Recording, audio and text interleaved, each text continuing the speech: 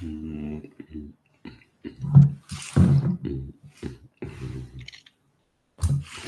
right, Mike's on time today. For those of you on Instagram, yesterday I didn't have it on for the first couple minutes, but it's on now. Let me let these rooms populate a little bit. I'm live in 1, 2, 3, 4, 5, 6, 7 locations right now. So they gave me a pause connection. Instagram gave me a pause due to poor connection. I only been live for 30 seconds. So I don't know if Instagram likes what I'm going to talk about here today, but we are going to talk about it. All right, this is coming.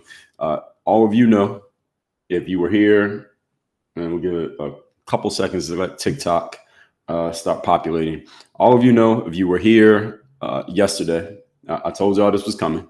I told y'all this was going to be the topic. We know we talked about yesterday. Yesterday, I told you why Kamala Harris was going to win 2024. Today, we're going to flip the script, and I'm going to tell you why Trump's going to win 2024. So just to remind all of you before you get upset because maybe you are a Harris supporter, or before you get too excited because you are a Trump supporter, understand that I'm giving you both sides of it. So I gave you the Harris side yesterday, Trump side here today. And again, what I'm going to share here is not necessarily my general personal opinion. Yes, I'm going to include a bunch of my opinions in my analysis here, but what I'm going to share here today is not just about me being a supporter of Trump, just like yesterday was not about me being a supporter of Harris.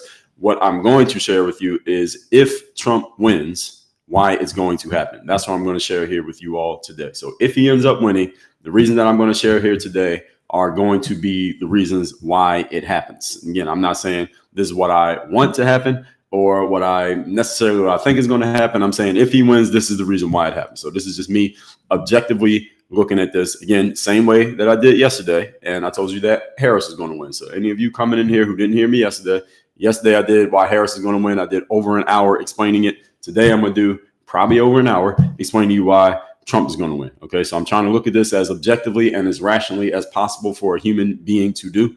It's impossible for any human to be completely objective, but I'm trying to be as objective as possible. And again, with no emotional connection to the outcome of the 2024 election. I personally don't have an emotional connection to it. I may have an opinion, and I'm not giving you my opinions, but I'm going to be increasing my level of success over the next 4 years, regardless of who wins the election, whether it's Harris, Trump, or anybody else. And I may talk about that in a separate live in the future. So let's get right into it, what we need to get into. Introducing myself before we get started. For those of you who don't know me, my name is Dre Baldwin. Many know me as Dre all day, former 9-year pro athlete, author of 35 books on 4 TEDx talks. I created this brand called Work on Your Game. Our business is all about performance, consistency, and results. That's what we do.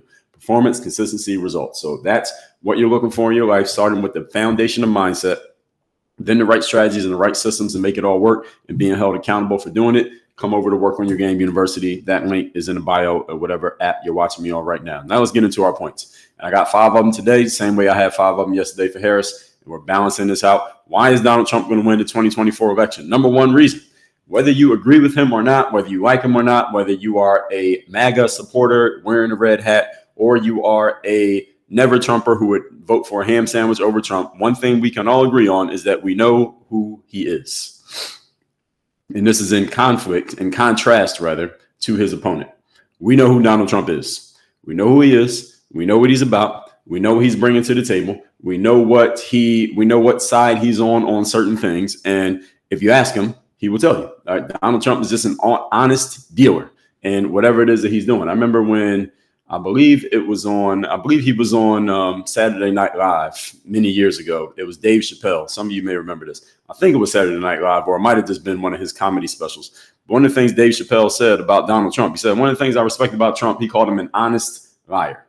Now, do I necessarily put the label of liar on Donald Trump? I mean, technically you could, but then you have to call everybody else a liar too, because all politicians are liars. There's no politician who doesn't lie. So you pick anyone over the last 25 years, since the year 2000.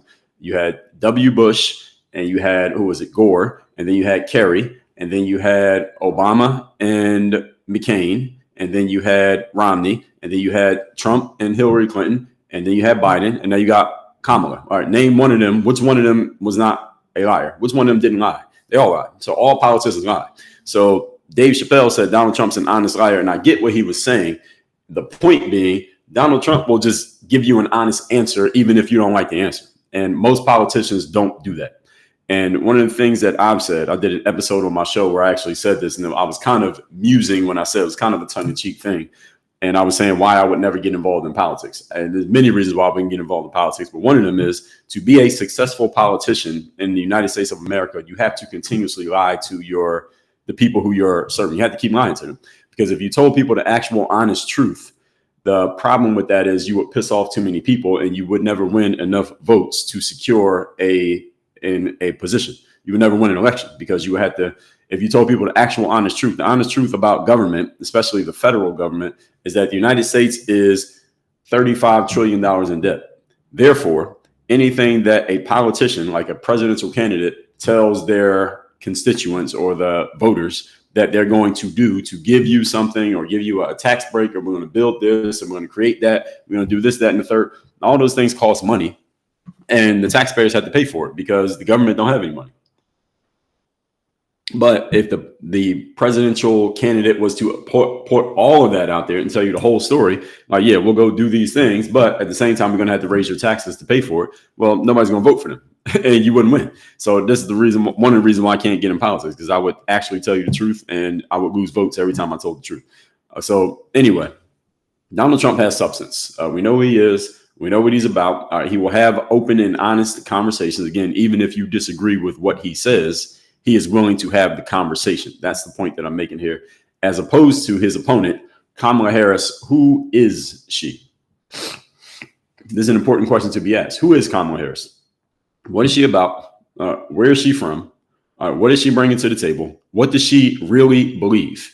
I don't know if any of you saw that interview she did on Fox News yesterday. I just listened to it this morning. And the interview she did on Fox News, she was asked a few questions about her flip-flops. And we know that politicians flip-flop. All politicians do this as well. They'll say one thing when it's advantageous to say this thing, and then 3 or 4 or 10 years later, it's more advantageous to say the exact opposite, and then they'll be on the other side. And their opponents and their critics will point it out. Like, hey, you said this back then, and now you're saying this. What is it now? And Kamala had this thrown in her lap by this guy on Fox News the other day. And he said it was several things. He didn't even bring up all of them. There were a few of them. But one of them was specifically when it comes to border policy and all the things that she wanted to give out to illegal immigrants who came into the United States, like surgeries and healthcare, et cetera. And the question asked to her was, you have said these things on the record. And they even played the video of her saying these things on the record. And they said, well, what do you believe now? The guy from Fox said, what do you believe now? And her answer was, we will follow the letter of the law. And she didn't really answer the question because her statement was, we're going to give all these things. Now she's saying we're going to follow the letter of the law. So it's kind of a non-answer answer. And when people answer questions like that, it's usually because they're being deceptive in their line. It's kind of like if you're a lady listening to this and you heard that your boyfriend was at the mall with some other girl, and you went to him and said, hey, boyfriend, I heard you were at the mall with this other girl. Were you at the mall with that other girl? And he said, I was playing basketball. He didn't actually answer the question. He could have said, yes, I was at the mall with the girl, or no, I wasn't at the mall with the girl, but he didn't actually answer the question. That's exactly what Kamala did. When people do that, we know they're being deceptive. And the problem is when you do that over and over and over again, people tend to stop trusting you. Now, Donald Trump, whether you believe he's a liar, quote unquote, or not, again, they're all liars, but whether you believe he's a liar or not, he's going to give you an answer. He's going to answer your question. Again, you may not like the answer, but the guy will give you an answer. Donald Trump has substance. We know who he is. We know what he's about. We know what he's bringing to the table. And by the way, I will answer questions and comments at the end of this because yesterday there were so many of them. I responded to a good amount, but I will answer questions and comments when I get through all of my points. So any of you leaving comments while I'm talking, I will get through all of them once I'm done. So with Kamala Harris, we don't know who she is. We don't know what she was about. We don't know what she stands for. She tends to what the issue with, and again, this is in contrast to Trump. The issue with Kamala Harris is that she seems to be a political opportunist, and we can almost take the seems to out of it. She is a political opportunist. Her whole career is in politics, and we're going to get to that in a second. And she seems to be the type of politician who will pretty much say or do whatever is advantageous in that moment to move herself forward. That's who she is. And again, I'm going to get to more of that when I get into my further points, which means she will flip-flop and say, again, whatever's necessary. Speaking of such, I mean, Joe Biden. All right, she was second in command to Joe Biden. So Joe Biden was essentially her boss. And when Joe Biden did terribly in that first debate that happened in the summer, and it looked like Joe Biden was going to get pushed out. I think everyone can agree Kamala was part of the maneuvering to maneuver herself into taking Joe Biden's spot. And she started to work on getting herself in position to run, even when Joe Biden was still technically holding the nomination. And is Kamala a political opportunist? I would have to say that she is. Now, being an opportunist is not necessarily a negative thing. However, we're comparing and contrasting her versus Trump, and it will work against her in this case for these reasons that I'm laying out here today. So again, any of you who's coming in the middle of me speaking, yesterday I did a whole hour plus, probably an hour and a half, explaining to you why Kamala was going to win. Today I'm going to explain to you why Trump is going to win. So any of you who is picking a side or getting angry or upset or annoyed because I'm saying things that sound neutral or positive about Donald Trump, go watch the live that I did yesterday where I did the exact opposite. All right. So again, most of you don't have the ability to argue both sides of a conversation. So don't get mad that I'm doing it. Anyway, let's continue. So we know a lot about Donald Trump. Now, we don't know a lot about Kamala Harris. We don't even know where she's from. We don't know if she's claiming black, and she's in the past she claimed Indian. We don't know what she is. We don't know where she's from. We don't know who her family actually is. Her connection to blackness is allegedly her dad, and her dad is alive, but he hasn't said anything to actually verify that he is literally from Jamaica or claiming that he isn't or he is. We don't know. We don't know anything about it. Donald Trump, we know everything about him.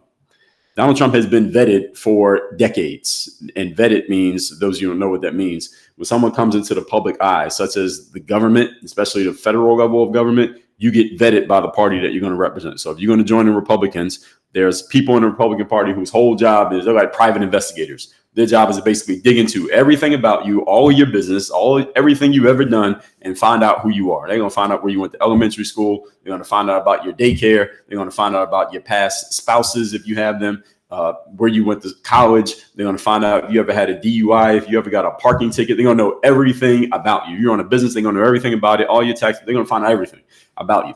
And when you become known, that's what they do. They do this whole thing about you to find out, all right, can we actually support this person? Because if anything that we find in their past becomes public record, is going to get used against them. Would we be willing to defend this person if those things come out? So Donald Trump has been vetted since the 80s. Like, this guy's been famous damn near probably as long as I've been alive.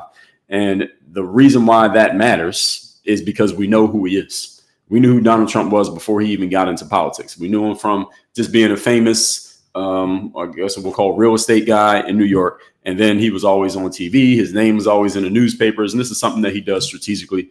If you have not read any of Donald Trump's books, you should, because he is telling you exactly who he is and exactly what he's about. And if you're planning on voting for him, you should probably know who you're voting for.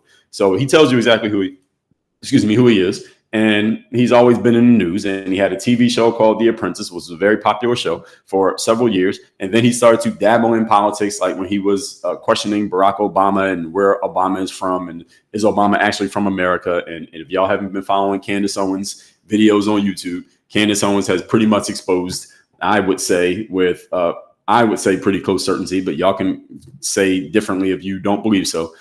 She's pretty much exposed Barack Obama is from Kenya. Barack Obama was born in Kenya, and he didn't even call himself Barack Obama. He had a different name that he used to call himself, and he changed the name up and all of these things so he could frame himself as being born in Hawaii and being from America. Because if you're not born in America, then you are legally not allowed to run for president. And this is what Donald Trump was questioning way back in like 2008. So I remember that whole birtherism thing. Is Barack Obama actually from the United States? Donald Trump started that. And Donald Trump doesn't start these things by accident. He does it on purpose because he wants to keep his name out there. And now he's in politics. The point being, we know who the guy is. All right, he's written a bunch of books. He's been on broadcast television. He's never been shy about getting his face seen, his name known, and his voice heard. Now, why is that? Why does that matter? It matters because we know who he is. You know what you're getting if you vote for Trump. All right, so any of you who's voting for Trump, you know exactly what you're getting as far as the person. Now, policy-wise, we don't know exactly what he's going to do. I'm going to get to that in a moment as well. But you know who he is. If you vote for Kamala Harris, what are you getting? We're not quite sure. Who is she? What is she really about? And again, any of you who doesn't follow politics very closely, or you don't listen to people who talk about these things, one of the challenges with Kamala Harris is that she is extremely to the left. She is very far to the left. And by the left, that means she is very liberal, and she's into a lot of what some people call extreme liberal policies. She's heavy on the changing your gender thing. I got to be careful what words I say here. TikTok is very sensitive about that. She's heavy on that stuff. She's heavy on the immigration stuff. She's heavy on giving stuff to immigrants who have come into the country who have not even gone through the 5, 7, 10-year process that most immigrants had to go through in order to get that. These people are getting fast tracked. I talked about that yesterday, and she's all in on these things. However, when she's being interviewed and questioned, she tries to act like she is more to the center. She's not more to the center. And this is the problem with people like her. And I'm going to talk about this a little bit more. But again, this is the contrast between her and Trump, is that with Kamala, she is saying certain things on the campaign trail. But then when you look at her record and what she's actually done, there's a conflict between what she's saying and what she's done. And most people call this being a hypocrite. And there are a whole bunch of conflicts between what she's done and what she said, what she has supported, and what she said in interviews like back before she was running for president, and what she's claiming now, which leaves this breach between, all right, who is this person really? Which one is it? And she hasn't had enough interviews where she's been grilled by anybody to where she has to stand on, where do you actually stand on this subject? The closest we came was that Fox interview that she did last night. And even then, they couldn't get to every question. And even then, she still kind of filibustered the question. And that just means somebody asked them, and all politicians do this, by the way. They get asked a question that they don't really want to answer, so they start talking about something else that has nothing to do with the question. And she did that last night when it came to the question on immigration, because we don't know. And I think, to me, that means we know where she stands. She stands on the thing that she got questioned about. She doesn't want to say it out loud because it'll make her look horrible, and it will probably cost her a whole lot of votes. So she's not saying it. But if she goes and wins, as soon as she gets in the White House, she's going to do the exact things that we know what she's about. And as the saying goes, ladies and gentlemen, all of you have heard this, whether you pay attention to politics or not. I believe what you do, not what you say. All of us agree with that, right? All of us agree with that framing.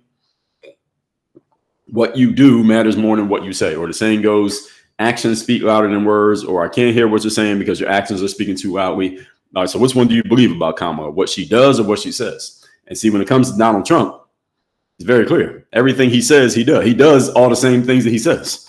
And that's the substance part of Donald Trump. Again, when I say substance, it doesn't necessarily mean you like it or that it's quote unquote positive. It just means you know what it is. You know what you're getting with this guy. I don't think anyone is unclear about who Donald Trump is, whether you love him or you hate him. No one is unclear. Is anyone here listening to this unclear who Donald Trump is, what he's about, what he's bringing to the table? I don't think anybody's unclear. All of us have a strong opinion about the guy, and we have a pretty clear outline of what he's about. When it comes to Kamala Harris, I don't think that's the same thing. That's the issue. What are her principles? What are her values? Now, again, as I just told you, going on the campaign trail, what Kamala is saying, we got some issues, and we got some questions that haven't been answered. And as I said again, all politicians lie.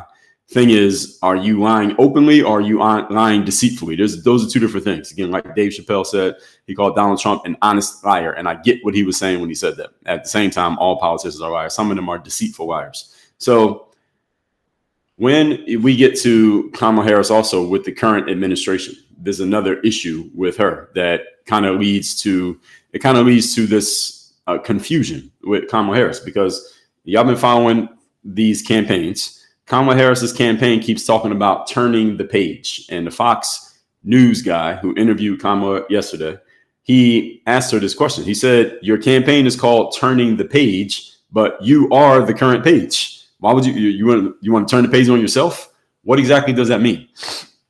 So we've got a pause connection on Instagram. Okay, so if anybody can answer that question, please tell me what that means.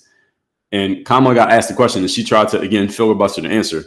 The guy said, your campaign is all about turning the page. How are you turning the page when you're the current administration? You and Joe Biden are the current administration. What are you turning the page on? Yourself? You want to get yourself out of there? And then he asked, what are you going to do different than Joe Biden? All right, she couldn't really answer the question. He said, what about turning the page? She said, well, we're turning the page on Donald Trump because he's been around for 10 years. But Donald Trump ain't been doing anything for the last 4 because he's not in office. So what are you talking about? It didn't make sense. And the point is, when people you ask them a direct question and they start talking about something else, that usually means, any of you have enough life experience with people, period, that usually means they're deceiving you in some way.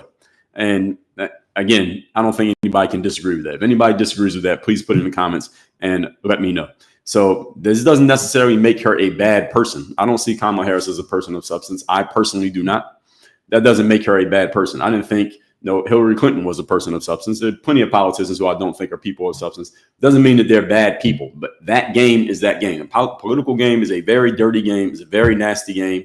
It's a It's a highly political game. I don't mean politics like the government, politics like in dealing with people. You got to operate a certain way to succeed in that space. And Kamala Harris has bought into that 100%. And when you buy into those things, any of you, for example, who's ever any of you ever lived in and worked in Hollywood? Any of you been in that space like Los Angeles, the Hollywood space? One thing that I know from my light experience and also people I've known who've lived in that world is one of the main things, first thing they'll tell you out of your mouth, everybody's fake. All right, everybody's fake. Everybody's pretending to be something that they're not. And there's no substance. I mean, people look good and they may have nice things and they may have a name, etc. But as far as substance, you're not going to find it living in Hollywood. You want to find substance, you got to get the hell out of there. Politics is the exact same thing. You're not going to find substance in people. You run around the political space. And Kamala Harris has jumped into the space with both feet. There is no substance to this woman. And again, it doesn't make her a bad person. But at least with Trump, I know who he is. I know what type of person he is. I would sit down and have a beer. I don't drink beer. I would have water. He could have a beer with Donald Trump. I could have a conversation of substance without talking about politics with him. Kamala Harris, I'm not too sure. That's the first point. Moving on to point number 2. We're talking here today about why Trump is going to win the 2024 political election. And by the way, if you're happy that I'm saying what I'm saying right now, go watch the live I did yesterday because I told you why Kamala was going to win. And if you're mad about what I'm saying right now, watch the one I did yesterday where I told you that Kamala was going to win. Moving on. Point number 2. Many Americans continually still are tired and untrusting of scumbag, lying politicians. We do not trust politicians. We don't trust people in the government. We don't trust the federal government. I believe it was Ronald Reagan who once said the worst phrase you ever want to hear is we're from the government and we're here to help, because the government usually fumbles the ball and fails to actually do what they say they're going to do. This is why the government is $35 trillion in debt. That's trillion with a T. So regardless of how you feel about Donald Trump, we can agree that he's not a politician. Again, even if you hate him, can we agree on that point? He's not a politician. He's a businessman. Even if you think he's a bad businessman and he only started his business because his dad gave him money and he had this many bankruptcies, whatever you want to say about his business career, we can agree that he's not a politician. And this is my point. Many voting citizens, that's many of you who are listening to this right now, you simply do not trust these political people because you know, as I already told you, they all are liars. They are all in the game to help themselves and to enrich themselves, not really in the game to help you, even though everything they say in their speeches and their interviews sounds like their job is to help you or that their aim is to help you when that's not really their intention. And we have become less and less trusting of politicians as the years go on with the help of Donald Trump's rhetoric. Donald Trump's rhetoric has actually helped us not like politicians. And when I say politician, I mean career politicians, people who've been doing it for years and years and years. And if they were not in politics, we wouldn't know their name. All right, so that's what I'm saying when I say that we don't trust politicians. When I say politician, it means a person who's been doing it their whole career, and if they weren't doing that, you would not know them. Would you know Kamala Harris from? Where you know her from? You don't know her from anywhere because she didn't do anything other than politics. We've only known her name since she's been in politics. Where do you know George W. Bush from? Where do you know Barack Obama from? Where do you know Hillary Clinton from? Where do you know Joe Biden from? You don't know any of these people from anywhere but being in politics. Where do you know Donald Trump from? We know him from a whole lot of other things that have nothing to do with politics. And that matters. And I believe if one of the reasons that he wins is because people, just like they did in 2016 and 2020, even though he didn't win, people don't want to bring another lifelong, I got to pause on IG. People don't want to bring another lifelong politician into the White House because we don't trust them. And again, Donald Trump helped us not trust them by what he did with Clinton in 2016. He said Hillary Clinton's been in politics her whole life, which was true. Same thing he said about Joe Biden. You've been in politics your whole life. What have you actually accomplished? And there wasn't much that they could say. All they accomplished was staying in the game. All Hillary Clinton actually accomplished in her years in politics is staying in the game of politics. What Joe Biden accomplished was staying in the game of politics. That's all they actually accomplished. They can't really list things that they've done.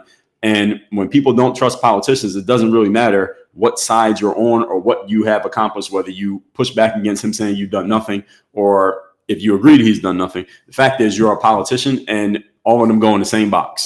Same way that some of you don't trust cops. It doesn't matter who the cop is. You just don't trust cops, period. So you're just anybody who's a cop, you're just not going to trust them. Or you may not like somebody because of their background or their religion or their color or whatever. People just put people in boxes. And there are a whole lot of voters in the United States who do not trust politicians. And Donald Trump, again, uses this. He should continue to use it as a a card against his opponent.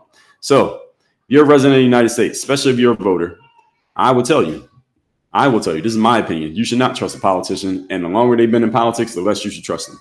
Why? Because I just told you, politicians got to lie to stay in the game. This is the whole game. The game of politics in the United States is you must be a liar. Okay? You have to lie to stay in the game. Joe Biden had to lie for 50 years to stay in the game. Hillary Clinton had to lie for, I don't know how old Hillary is, but let's say 40 years. Bill Clinton, W. Bush, who's the other ones? Kamala, she hasn't been in the game as long, but you got to lie to stay in the business. This is just how it works. The game of politics in the United States is a game of lying. Okay? Period. I don't care if you're a Democrat or a Republican, whatever side you're on, they all are liars. And Donald Trump's Trump card, for pardon the pun, is that I'm not a politician. And remember what he said in 2016. We're going to drain the swamp. We're going to get all of this nasty political stuff out of here. And I believe that's what he's going to do more of if he wins in this 2024 election and get these lifelong politicians out of there. And let me speak on this because this is something that Kamala says all the time. She said it in her interview on Fox yesterday. She says, well, a bunch of conservatives or a bunch of Republicans who are supposed to be supporting Trump are supporting me. And a bunch of people who were in Trump's cabinet, they are supposed to be supporting Trump, but they're supporting me. Here's one of the reasons why that's happening. One of the reasons why a bunch of people who worked with Trump in his first term are not working with him anymore is because Donald Trump got into the DC machine, and it is a machine. Politics is a big machine. And he realized that a bunch of these people are actually part of the swamp that he was trying to drain. A bunch of people that he brought with him into DC when he got his first term, a bunch of them were the exact people he needed to get rid of. And he said this out of his own mouth, by the way. This is not me speaking for him. He said this out of his own mouth, that many of the people he brought in, they turned out to be the exact kind of people that he didn't want to be working with. And they are so entrenched into the political game, the DC politics game. So when I say politics in this context today, I mean the DC politics. I'm not talking about like your local community activist or the mayor of your little town. I'm talking about DC politics, Washington, DC. And these people are so entrenched in that game that they were trying to stop him from doing the things that he wanted to do, this being Trump, and he had to get rid of them. Or he would, basically he got rid of them because he's the kind of guy to fire people. Y'all remember the whole apprentice, you're fired, that whole thing. He had to fire a whole bunch of these people. So they're disgruntled with him, don't like him. So they join the other side to go against him. And here's the thing. As I've just said to you, I'm going to say this over and over again here in this stream, that to be successful in DC politics, first of all, you can't just dabble in DC politics. You're either in or you're out. You need to move to Washington, D.C. You got to be in the game. You got to rub elbows and bump shoulders with the right people. You got to say the right things at the right times and the right spaces. And if you fail to do that, you will be kicked out of the game. So all these DC politicians, when Donald Trump said drain the swamp, this is what he was referring to. All these people who have been entrenched in politics. For those of you who don't understand, a very light brush on history.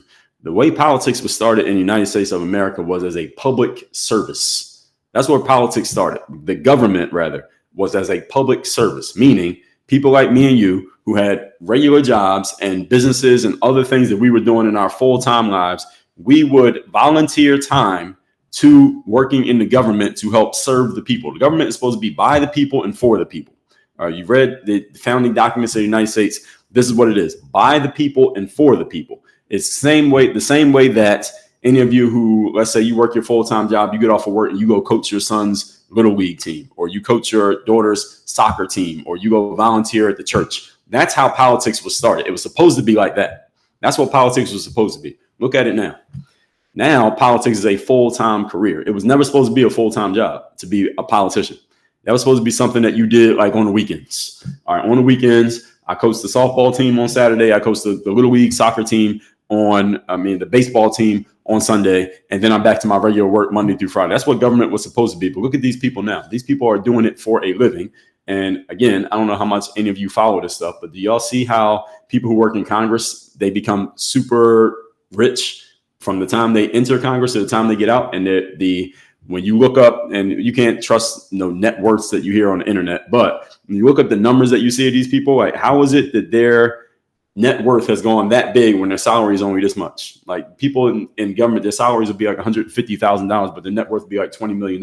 How is your net worth $20 million when you're making $150K for like 8 years? How is that possible? It's because they're allowed to insider trade. They're allowed to do insider trading, and they are not subject to insider trading laws like me and you would be. So therefore, they know what's going to happen. So you look at someone like Nancy Pelosi. Do you know how much money she has? Hey, look up her salary, which is because it's government. So her salary is public record. And then look up what they say her net worth is and ask yourself, how does that make sense? Just multiply the years that she's been in government by the salary. And then look up what they say her net worth is and ask yourself, how is that even possible? I'll tell you how it's possible, because the government became a business. It was never designed to be a business. It wasn't supposed to be a business. Government was supposed to be a public service. I'm saying all this to help you all understand. This is one of the reasons why people do not trust DC politicians. And there's a good reason to not trust them, because they are in the game. And another part of this section, let me say this part first. Once you get into DC politics and you get a taste of that, the fact that you can enrich yourself and make a whole bunch more money, and you have access to all these people and these lobbyists and all these things going on, once you get a taste of that, well, why would you leave? Why would you leave? Why would you leave if you can continue to have access to this? This is why the people who work in DC politics will do anything and everything to stay in the game, even if it means being deceitful, even if it means lying, even if it means being conniving and backstabbing. And this is what Donald Trump meant when he said drain the swamp. So when he got in there and realized, damn, all these people I thought were supposed to help me, they're part of the swamp. All right, I'm trying to get rid of the very people who are working for me. And this is why he had to dump so many of those people during his first term. This is the issue with DC politics. And this is what Donald Trump is trying to undo. And this is why so many politicians on the right and the left are coming against him. They're coming against him because he is threatening their well-being. It's not because he's a bad guy or he has felonies or he got found guilty for the R word that I can't say because of TikTok, or because of he tried to overthrow the government or an insurrection, or what's the other things? He's going to be addicted. Those are not the reasons everybody's coming against him. The reason so many politicians are coming against Donald Trump is because when he says, I'm going to drain the swamp and I'm going to clean up dirty DC politics, he is threatening their careers. That's why they don't like him.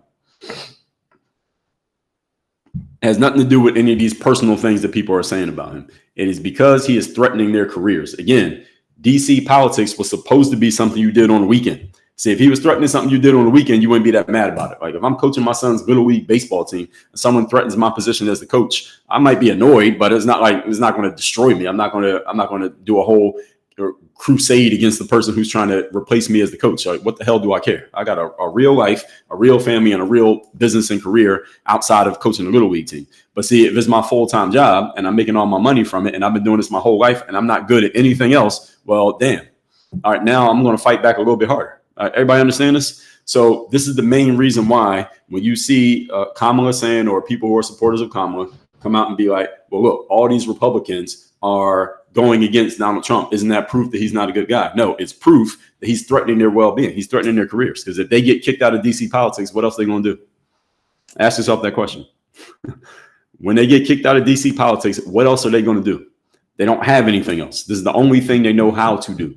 And there's a lot of money to be made in DC politics. So any of you who decides to get in it, you can make a lot of money in DC politics as long as you can stay in the game. Now, you get kicked out the game, then it's a wrap. But if you can stay in it, all right, it's a great, great gig. And again, I suggest all of you go look it up on your own. Look up how people who work in Congress, not even the presidents, but the other people whose names some of you may know, you may not know, look up how their net worths, and again, be wary of any net worth you see posted on the internet because you don't know if it's accurate, but look up how their net worths have increased exponentially compared to the salaries that they earn, because their salaries are public record because they work for us. That's another thing about the government. I'll get to that in 1 second. Look at their salaries and then look at their net worth. How is your net worth that much when your salary is this much? Are these people just some expert traders? Are these some experts when it comes to the stock market? No. All right, they can do things that you're not allowed to do. If you did the things that they did, you would go to jail. That's literally a fact.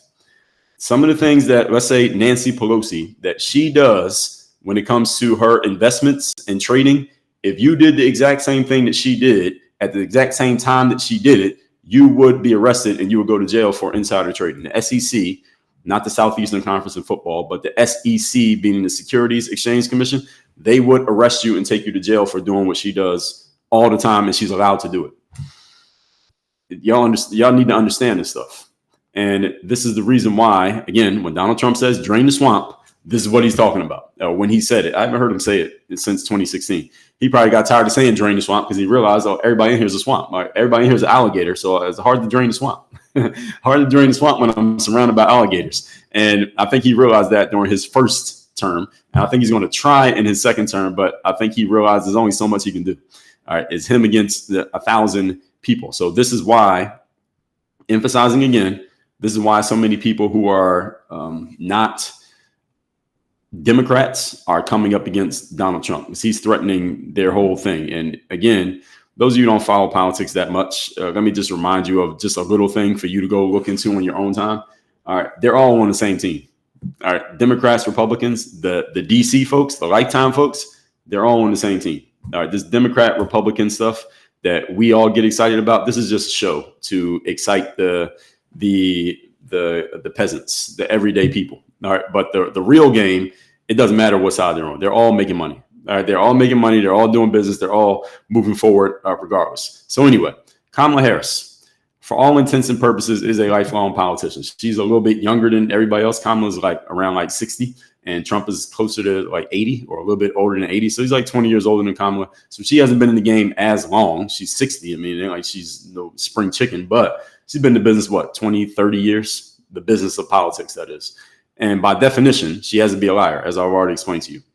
Maybe you think Donald Trump's a liar too. Fine. You can think that if you want.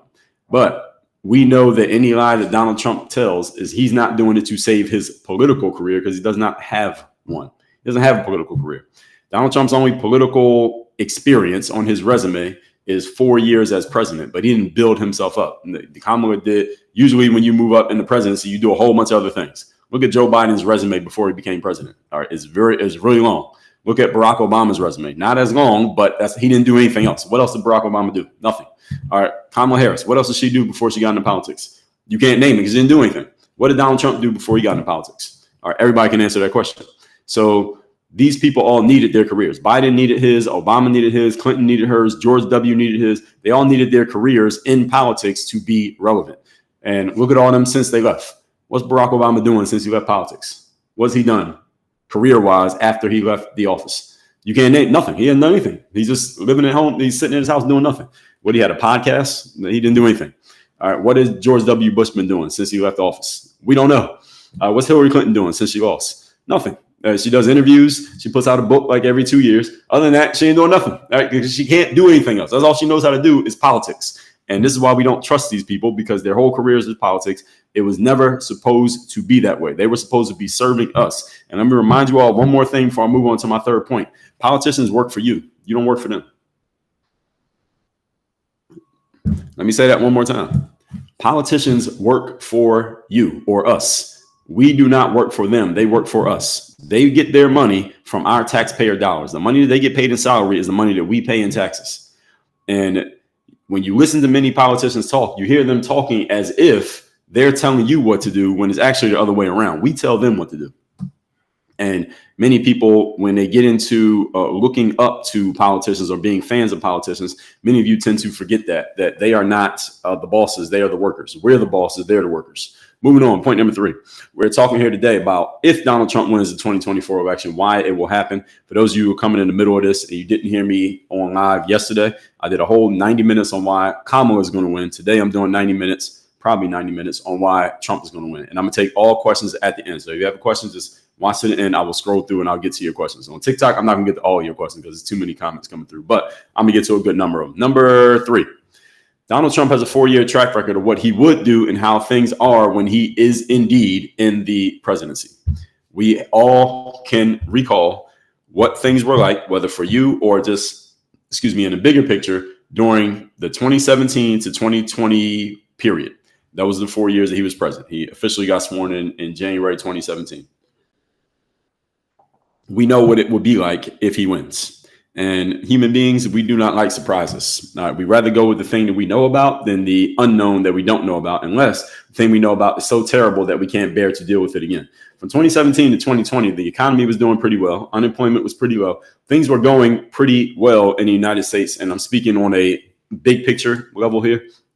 I got another pause connection on Instagram. So between 2017 and 2020, things are going pretty well. Things started to crater when COVID happened. But I don't think we can blame, and some of you may disagree, we can't blame that on the president because the president didn't make it happen, and no president would have been able to stop it. Any president would have had numbers go down during that situation because it was a virus. I mean, what are you going to do? You can't stop a virus. I think we all can agree to that. All right. So even after the 6 feet apart, even after the mask on your face, even after the jab, none of it stopped the virus. So no president could do anything about that. So up until the point that that happened, everything was going pretty good during Trump's administration. And had that virus not happened, we wouldn't be having this conversation right now because he would have won 2020 against Biden very easily.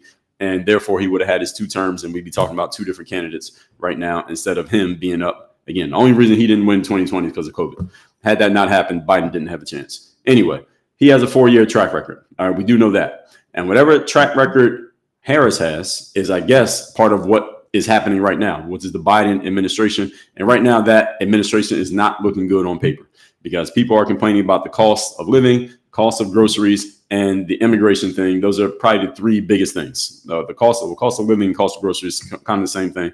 The cost, the economy, and the immigration. So the economy and immigration, both of those are looking bad on the Biden-Harris track record. And where Kamala is dropping the ball here is when she gets asked, because she's been on several interviews where she has been asked this question directly. Okay, you are part of the current administration with Joe Biden. What are you going to do different from Joe Biden? She's been asked this question. I've heard her ask this question 3 different times on 3 different interviews. You know what her answer has been when she gets asked this question? What are you going to do different than Joe Biden? She has not answered the question. She does not have an answer to the question. She can't come out and say, well, Joe Biden did this, but I'm going to do this. Joe Biden's doing it this way. I'm going to do it this way. Kamala Harris has not answered the question. And this is a problem. She's dropping the ball. And I don't know why nobody on her team has helped. I'm not even going to say that. I'm sure she has some very smart people on her team who are pointing this out to her. I don't think this is news. If she was watching this, Kamala, I don't think what I'm saying is news to you. I think you know just as well as your team has informed you that when you get asked that question and you don't answer it, it's kind of hurting you because there are certain things about the current administration that voters don't like. Voters don't like the immigration issue and voters don't like the economy. Therefore, when they ask you, what are you going to do different? And you don't answer, then people are assuming in their minds that you want to keep it how it is. That's a problem. Right? And that's going to cause people to vote for the other guy. So I don't know.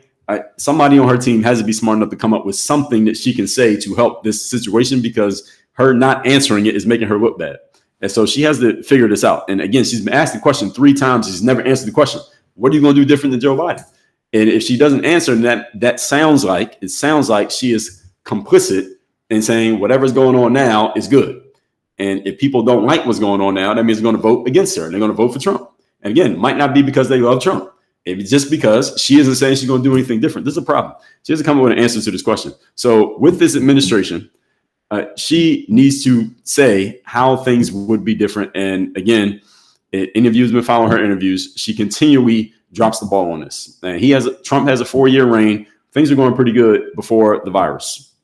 She has a almost 4-year reign. And she wasn't actually in charge, but everyone's putting it on her because Biden who knows what he's doing. He's asleep right now, as Trump keeps saying. So it's on her, and she's not separating herself from the current administration. I think one of the reasons for that is she is in kind of a tricky spot. The tricky spot she's in is that she has to show loyalty to Biden because Biden is the one who put her on. I mean, she has to respect that. If she wouldn't be in this position if Biden didn't say, I want to choose a black woman and pick her. She didn't win the VP. She was chosen for VP.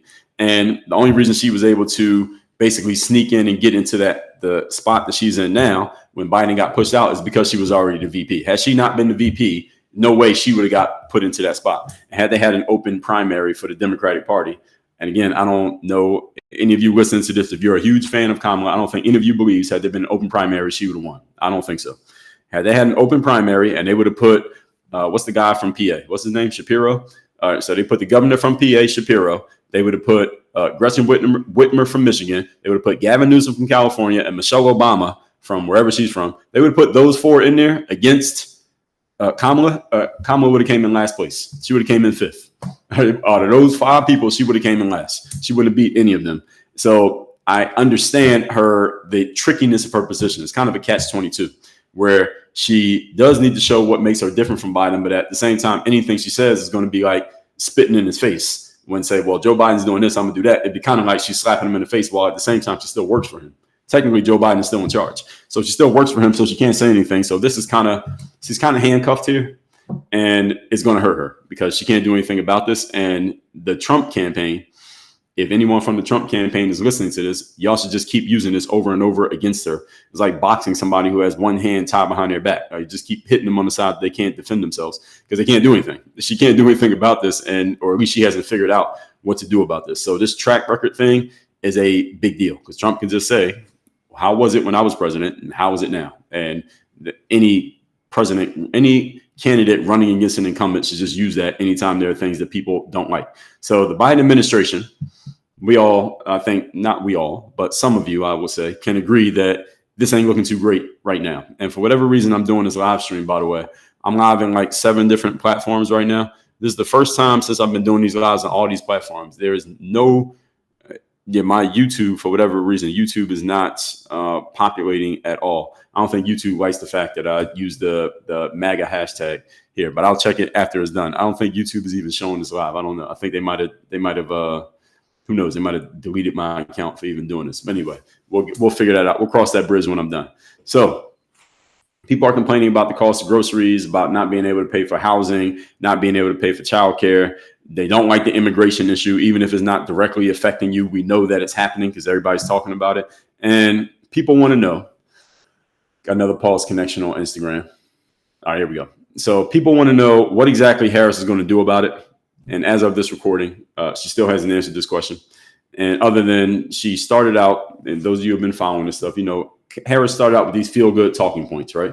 When she first came out, it was all about vibes and joy and happiness. And that lasted for about a month. And it felt that was good. She got a lot of momentum off of that. But eventually that wears off. Eventually the party ends. The welcome party ends. The wedding is over. Now we got to deal with the marriage. And now people are like, okay, what exactly are you going to do? Give us some substance here. And she's had to go do these appearances in these media. And the more media she does and the more she talks, the more obvious it becomes that there's nothing there. This is an issue. Harris supporters, this is your issue. The more she talks, the more obvious it becomes that there's not much there. Only reason she did that Fox News interview last night is because her numbers aren't looking good. If her numbers were looking good, she would never have appeared on Fox. And she knew what was going to happen. All right, they know the deal. If Donald Trump goes and appears on a strong left-leaning platform, Donald Trump was to go on The View. He knows exactly how that's going to go. He knows they're going to try to make him look terrible. If he goes on MSNBC, he knows what they're going to do. If he was to go on Rachel Maddow, he knows exactly what's going to happen. And the reason why he doesn't do it, oh, thank you. I hit the live goal. So thank you, whoever helped me hit that live goal. I'll acknowledge y'all when I go through these. And Donald Trump, it would appear on those platforms only if he felt like he absolutely needed to because his numbers weren't looking good. And it's the same thing with Kamala. The only reason she did that Fox interview last night is because she's not looking good. Her numbers from her internal numbers, her team's numbers, they're like, this ain't looking good. Vice President Harris, you got to go to these other places that I know you don't want to go, but you need to go there because you ain't looking too good right now. So this is an opportunity. Now, had she went out there and aced that Fox interview, maybe it would have helped her. I don't think she aced it. I watched it or I listened to it and she didn't look good because the same issues that people have been asking about, she fumbled again. She keeps fumbling the ball on the same issues over and over again. So there's no legitimate answer to this issue. So if you're a Harris supporter, you need to go send her an email or something, send her some money, something to help her out with this because this right here, if she ends up stumbling and losing, this is the issue. All right, this is going to be the reason why. And the Trump campaign, they're not dumb. They're going to keep using this against her. And this is the game of politics. As I told you, it's a dirty game. It's a nasty game. This is not a game I would want to be involved in. Any of you want to get involved in politics, you better be ready to play rough because politics is a rough game. Moving on to point number 4. We're talking here today about why Donald Trump is going to win the 2024 election. And again, if you are upset that I'm talking that Trump's going to win, watch the one I did yesterday when I told you Kamala was going to win. I'm arguing on both sides, and I'm going to answer all questions at the end. I'm going to go through comments when I'm done. Number 4, we trust the mainstream media a lot less now than we did in 2016. We do not trust the mainstream media. So we stopped trusting them back then because Trump put out this whole thing. I said this yesterday. He created this whole concept called fake news. I don't know if he invented the term, but we can agree that he popularized it. Nobody was saying fake news before Trump started calling the New York Times fake news, and the New York Times hates Donald Trump to this very day because of that. And he undermined a ton of their credibility by calling them the fake news. And he did it with anyone else he didn't like. He did it with CNN, he did it with MSNBC, and then he did it with individual people. He just calls them fake news. And people, he said it so often that people started to adopt the saying fake news, and it caused people to no longer trust or believe in the mainstream media. And the problem with this is, here's the problem with this. Most of the mainstream media, as I said yesterday, leans to the left and in support of anyone who's going against Trump. And the mainstream media was left leaning before Trump came around, but because Trump has been so extreme in going against them, they have leaned even more to the left in supporting the Democratic candidate. I think they're going to try to come back to the center. Like after Trump is over, when he's out, let's say the next election, which is going to be 2028, he can't be, I don't think he's going to run. Even if he loses, I don't think he's going to run again. Then I think the mainstream media is going to try to move back to the center. The problem is they have so much lost the trust of the people that it's going to be hard for them to get it back.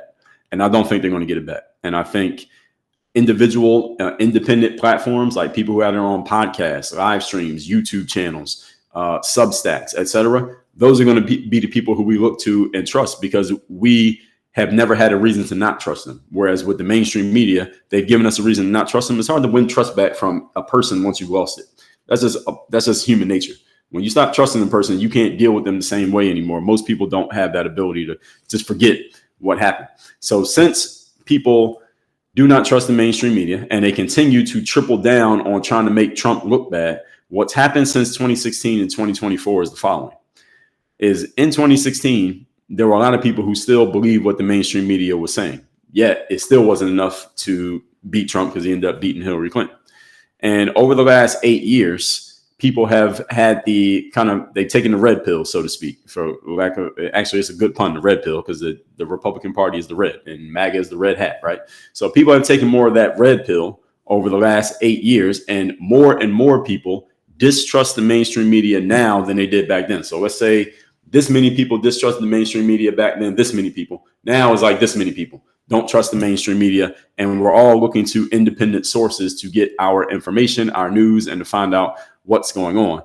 And the reason why this is a problem, because the mainstream media is usually telling you positive things about the Democrat. But now we're listening to people who are telling us positive things about the other person and trashing the Democrat.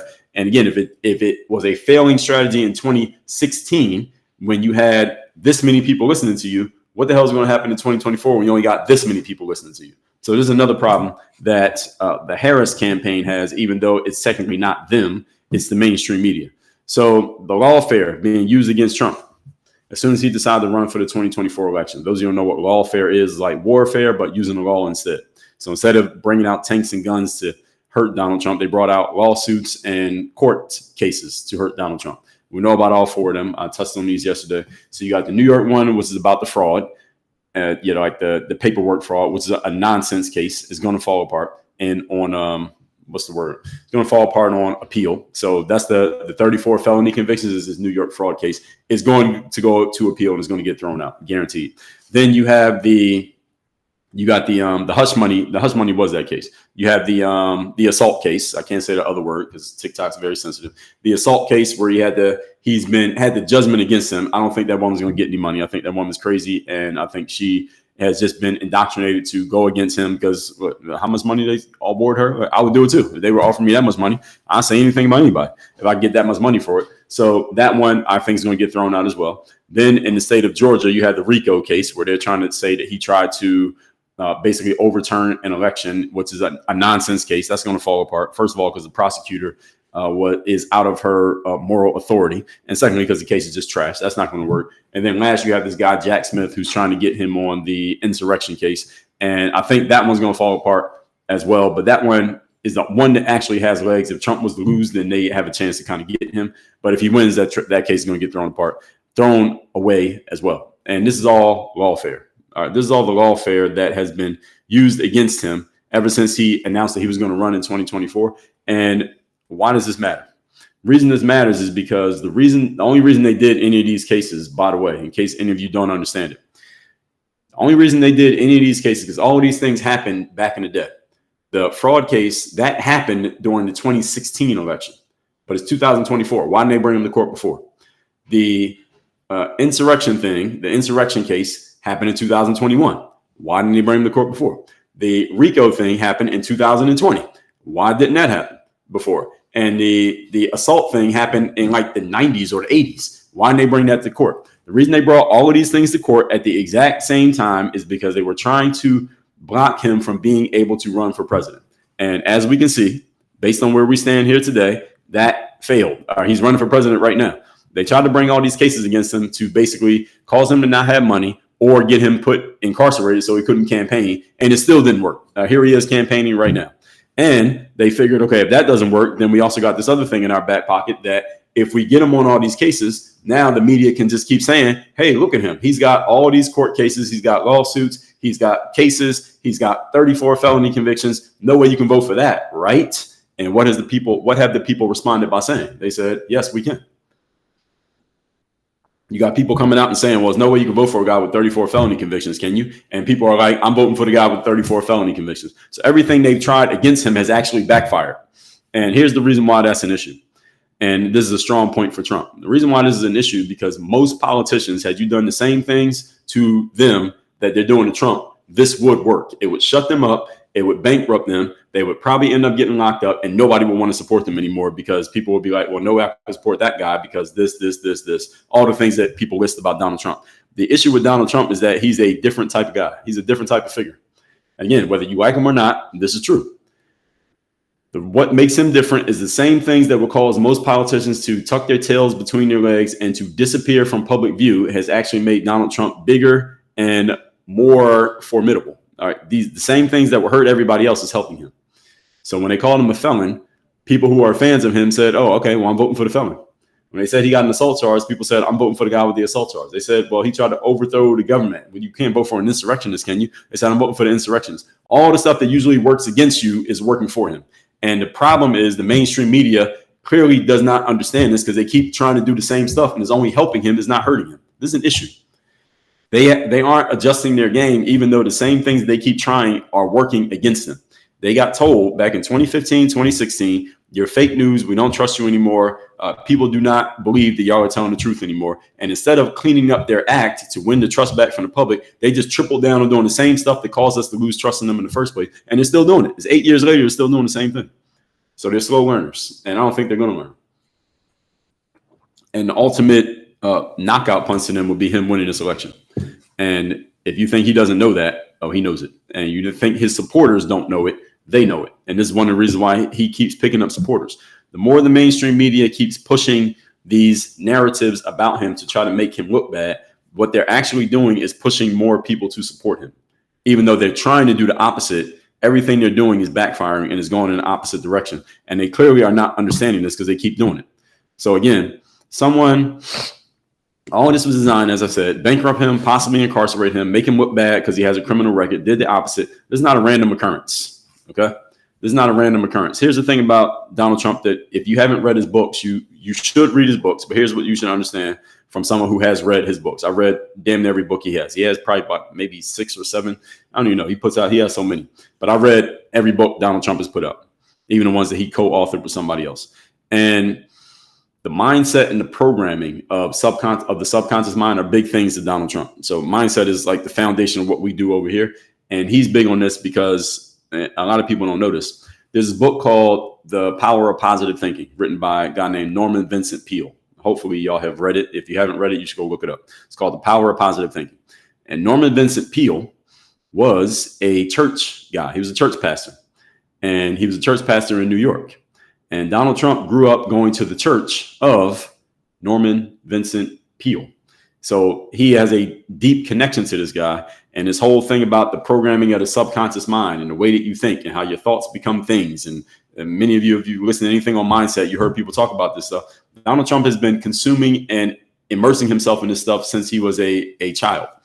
And it's in his books. Again, you read his books, you'll hear him talking about it. It's in everything that he says. Notice how when Donald Trump talks, he calls everything bigger and better and more grandiose than it actually is. He says, I have these beautiful rallies and I have millions of people. It might be 10,000 people. He said, I got 1 million people. And now he talks like that all the time. And people are like, well, he's a liar because he keeps doing that. That's just his natural way of speaking because it's programmed into his mind. And I'm telling you all that to tell you this. This is the reason why all the stuff that would normally hurt a person is helping him, because he knows how to transmute that negative energy and turn it into something that works in his favor. This is not by accident. That's not by accident that all of these things are happening. So when they keep trying to make him look bad, it's actually making him look good because he knows how to alchemize that negative energy and turn it into positive energy. And then he infuses his followers with that exact same energy. And if you think I'm lying, look around. All right. Am I lying? Look around. What do you see? All right. Is this happening or is it not happening? All right. So this is not a theory. Look around. You can see it for yourself. This is exactly what's happening. Everything they try to do to make him look bad is actually making him look good.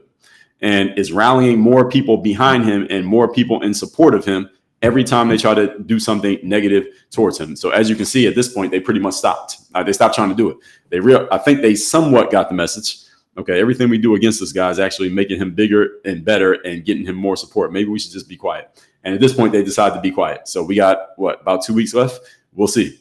Moving on, number 5. Last point here, and I'm going to take questions and comments in a moment. We're talking why Trump's going to win the 2024 election. Again, if you didn't see my last live yesterday, I told you why Kamala was going to win. So got to pause connection on Instagram again. There we go, Instagram. So if you're excited about this one, go watch yesterday's to calm you down. And if you're mad about this one, go watch yesterday's to excite you. Number 5, the incumbent president always has the challenge of having any current problems used against them. Simple point. And we all know this. And I just touched on this earlier. Everything that's going wrong with the current situation in America is going to get held against the incumbent person. So the incumbent is Joe Biden, and Harris is working for Joe Biden, and Joe Biden is, who knows, asleep on the beach somewhere. So everything's getting thrown in Harris's lap, and she has failed to maneuver around this point. And this works with every election. Every election, you just hold the bad stuff against the current guy. So that's exactly what happened to Trump in 2020. Biden held COVID against him, even though it wasn't really, again, what's Trump supposed to do to stop the virus? Nothing. But in terms of political games, if I was working on a Biden campaign, I would have told him to do exactly what he did do, which is use every negative thing people can think of about the current situation, use it against your opponent. It was exactly what Biden did, and is the only reason why Biden won. It's the main reason why he won is that he kept using the negative situation, which was the virus, against Trump, and that's all he needed to do. And he just kept doing it over and over again. And it's the same thing Trump is doing to Harris. He's taking the negative situation, the economy's terrible, and then he's taking the other negative situation is people can see this immigration issue is a big deal, and he's just using that over and over and over again. That's the only 2 things he got to do. All he has to do is throw those same 2 punches for the next 3 weeks, and he will win. That's all he got to do. He don't have to talk about anything else. Donald Trump does not need to do any more interviews. He damn sure doesn't need to do a debate, because the points have already been laid out. Now, the talking points already been laid on the table. Harris keeps fumbling the ball when she's not debating. What does he have to debate for? He has no reason to debate. So the Harris campaign is trying to goad Trump into a debate. They're like, well, he's scared to debate. No, he's trying to hide something. He won't put out his medical records. He's mentally unfit. He's unstable. They're trying to throw these little hooks out there to try to get Trump to bite on one of the hooks. But I think Trump has enough discipline to realize he don't have to do anything right now. All right, so he can just be quiet. He could do what Joe Biden did in 2020, just go hide in his basement. Trump's not that kind of guy. He's not going to do it.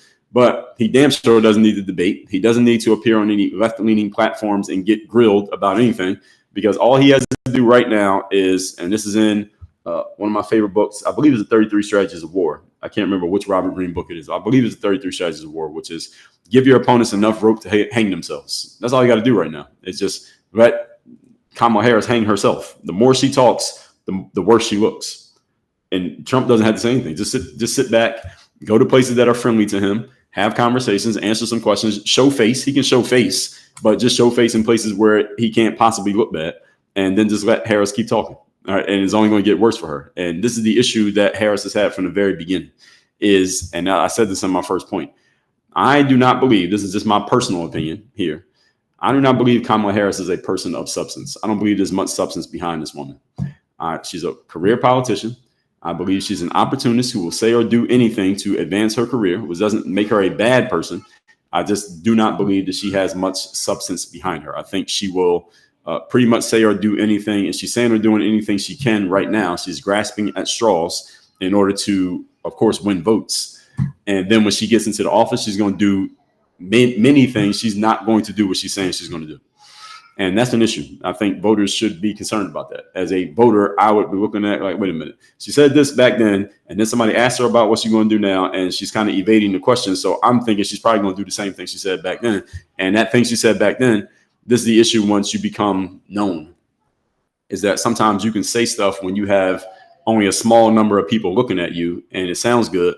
But then if you end up blowing up and your name, everybody knows your name, like right now with Kamala Harris, some of the things she said in 2019, nobody even knew who she was. But now everybody knows who she is. So some of the stuff she said back then is getting used against her, and she doesn't have an answer for it. And this is just what happens in life. In general, this happens to people sometimes.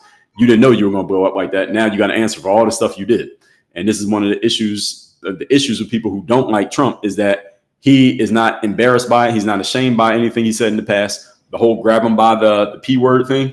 Most politicians, that would have destroyed their whole career. All right. He used it and it didn't change anything. Remember that whole thing? Grab him by the P word. I got to be careful about what I say here on TikTok. But I don't mind saying word, but on TikTok, I got to be careful.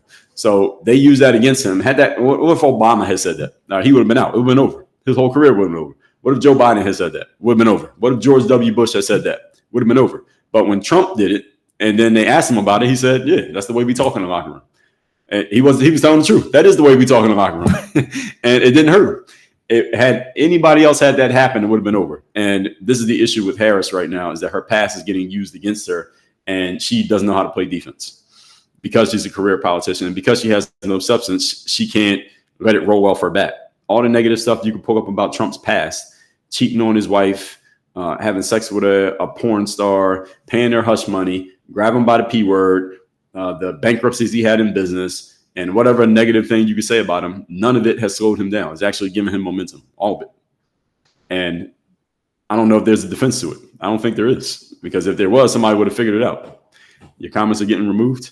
I don't know. Maybe Instagram don't like this, what we're talking about, Tara, but I'm going to answer comments in 1 second. So I'll go through and see. I'll answer the ones that I can see, and then we'll get to that. So let's recap these points here really quickly. Now I'm going to take questions and comments. So why Donald Trump will win the 2024 election? And again, I just did yesterday why Kamala was going to win the same amount of time. Actually, I went longer on Kamala than I did on Trump. So any of you who thinks I'm just a Trump supporter or MAGA, go watch the one I did yesterday where I did the exact opposite of what I'm doing right now. Number one, whether you agree with him or not, Donald Trump has substance. We know who he is. We know what he's about. We know what he's going to do. Kamala Harris, we have no idea who this woman is, if she's even real, if anything that comes out of her mouth is actually the truth. With Donald Trump, you know what he's telling you is true, whether you like it or not. Number two, many Americans are tired of untrusting of scumbag, lying career politicians. Donald Trump ain't a career politician, even if you hate him. Kamala Harris is a career politician, even if you love her. And people do not trust politicians, and you shouldn't trust them because, again, politics was not designed to be a lifelong job. It was not designed to even be a job, period. It was designed to be something you did on the side. Now as a career, and these people are corrupt. Number three, Donald Trump has a 4-year track record of how things would go if he was president and what he would do. And those 4 years were pretty good, generally speaking, until the virus happened. With Harris, right now, people are complaining about certain things, i.e. the economy. Usually the number one thing is people care about their pockets, right? What's in their bank accounts? What is it costing to live? And then this immigration thing has become a big deal because the current administration let it become a big deal. I mean, I don't think anybody can argue with that. They let the immigration become a big deal because they opened the border and they let people in, and they're fast tracking their legal status. I don't think anybody can question that. Number four, we trust the mainstream media a lot less than we did in 2016. In 2016, it failed to stop Trump. In 2024, even more people have had the wool removed from their eyes, and it's harder to fool people now than it was then. So if they failed to fool you in 2016, how are they going to fool you in 2024? The answer is they can't fool you. That's the issue. And the mainstream media tends to lean towards the left. So this is the knock against Harris, and it's actually a point for Trump because the more they try to make him look bad, it actually makes him look good. And number five, the incumbent president always has the current challenges thrown in their lap. Same way that Biden used COVID against Trump in 2020, Trump is using immigration and the economy against Harris in 2024, which is exactly what he should do. And as I told you, politics is a dirty game. It is not a game I would want to get in because, first of all, you got to lie to stay in the game. And secondly, it's nasty. All right, people will do nasty things to defeat you in politics, and I wouldn't want to get in that game. But if you want to get in the game, you do so at your own risk. So let me see what we got. We'll do Instagram comments first, then we'll go over to TikTok. This is a million comments on TikTok. So if you're on TikTok, you got a question or comment, put it in the comment section now. I promise you all, I'm not going to get to every single one of them because there are too many, but I'm going to address a bunch of them, just like I did yesterday. So let's see. And by the way, let me tell you all again, yesterday I did Kamala. So if you hate what you heard here today, go listen to the one I did yesterday so you can be happy. All right, Wesley B. Sang said he is a brand, and the only way to become a brand is to be consistent with Trump is. That's right, regardless of what the brand is. Like McDonald's is a brand. All right, you may not like McDonald's, but we do know what they are. Brand Book said he's a brand. What does that mean? I think somebody answered that question. Brand is the space you occupy in the minds of the consumer. That's what a brand is, or your reputation. And Wesley said a brand is recognizable. Nike, Coca-Cola, any of them, whether you like them or not, Trump is a brand because everyone knows him and his demeanor. That's what Dre is saying. He's consistent. Exactly. That's a brand.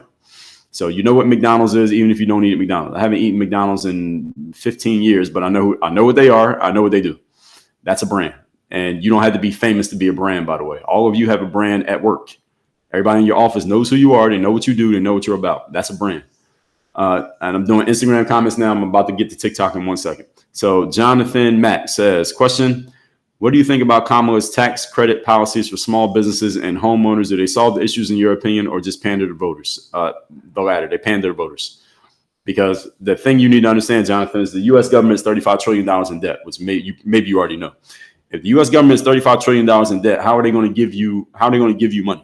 The government cannot give you money. They don't have any. They're $35 trillion in debt. So here's what happens when a politician tells you they're going to give you money. Okay. There's simple finance.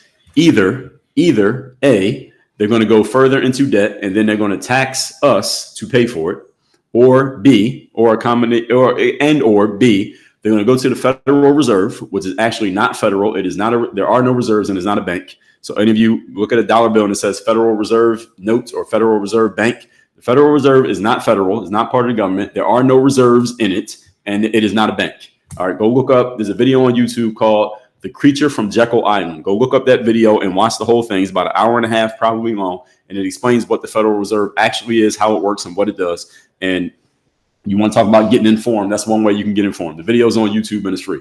And anyway, the government goes to the Federal Reserve and says, hey, we need more money because we just decided that we're going to give every small business $25,000. So Jonathan, whatever the number is, Kamala's claiming that she's going to give. Let's say she does it. She goes to the Federal Reserve. They give everybody $25,000. Now what the Federal Reserve does is they go print up enough money to put that money in circulation because that money has to be accounted for. Now they just put 25,000 times, who knows, 100,000 businesses out in the circulation. Now all this new money is out in circulation. That results in this thing called inflation. Now, what is inflation? Inflation means your rent goes up, the eggs go up, the groceries go up, your car insurance goes up, your child care goes up, how much it costs to pay for your subscriptions goes up. Everything that you pay for, your clothes cost more money, the electric bill is more money, your phone bill is more money, your iPhone costs more money. Everything goes up in cost when more money gets put into circulation. So the Federal Reserve can just push a button and print money. They literally print money and put it out into the economy. The problem is the more money they put into the economy, businesses realizing that everybody has more money, they just raise their prices because y'all got more money. So now you can pay it. And now the prices of everything just keeps going up to the point that people can't afford to live anymore. And this is why the middle class is going to get destroyed because you're only going to have rich people who are making the money and poor people who are spending the money, but they don't have enough. So the middle class is going to go away. You're only going to have rich, you're going to have poor, and you're going to have rich. This is what happens when you keep putting more and more money into the economy. So when a politician like Kamala Harris says, I'm just going to give money to people as a way to entice you to vote for her, let's say she actually does it. All that's going to do is make poor people more poor and rich people more rich. That's what's actually going to happen. So to answer your question, she is pandering to voters. And one of the reasons why it's pandering, Jonathan, even if she's capable of, well, she can't actually do it. She has to go through Congress in order for it to happen, which is another conflict in Kamala's comments, because she'll say something like that. And of course, the campaign promise, she has to say that. But then when they ask her, hey, why haven't you done ABC already? She'll say something like, well, Congress has to cooperate. Well, which one is it? All right. Is it you're going to do it or Congress has to cooperate? So this is the lying that politicians do. Politicians lie by omission. Sometimes they lie by not telling you the whole truth. And in life, there is no gray area. There's no such thing as misinformation. Y'all heard this phrase, misinformation? No such thing as misinformation. You're either telling the truth or you're lying. And politicians lie for a living. That's all they do is lie to you. So do not trust a politician. The United States government is not designed to give you anything. They're broke. How is somebody $35 trillion in debt going to give you money? Now, somebody explain that to me logically. How can someone who's $35 trillion in debt give you money? They don't have any money. All right. Their whole job is to lie to you and pander to you to get you to vote for them so they can do what they actually want to do, which is not what they told you they were going to do. So, Jonathan, hope that answers your question. Thank you for asking. And also, if she was to do the thing with the homeowners, not so much for the small businesses. I own a business, and by definition, a small business, I believe, is less than 50 employees. I have less than 50 employees, so technically I'm a small business. So if she wins and decides to give me $50,000, I will take the money. And I think she said it as a tax credit, right? It's not like they're just giving me a check, but it's a tax credit. So let's say they do that. I'll gladly take the tax credit. The issue is with the homeowner thing, and people who are in real estate and know the game really well have all said this. Any of you who's in real estate, I'm sure we got somebody in real estate in here, that if she does that and gives every homeowner or home buyer, and it's only for first-time home buyers, right? So anybody who already owns a house, it doesn't apply to you. And anybody who's not trying to buy a house, it doesn't apply to you. So this is only talking to a small percentage of the population. If she goes and gives all of them $25,000, people who sell houses are just going to raise the price. So if I'm selling a house for $100,000 right now, and I know that Kamala just wrote you a check for 25 G's, I'm going to raise the price of my house to 125 because you just got 25 for free. So again, it doesn't make any sense. It sounds good, but it doesn't make any sense when you think about it. Tara, what's going on? We'll see if your comments are in here.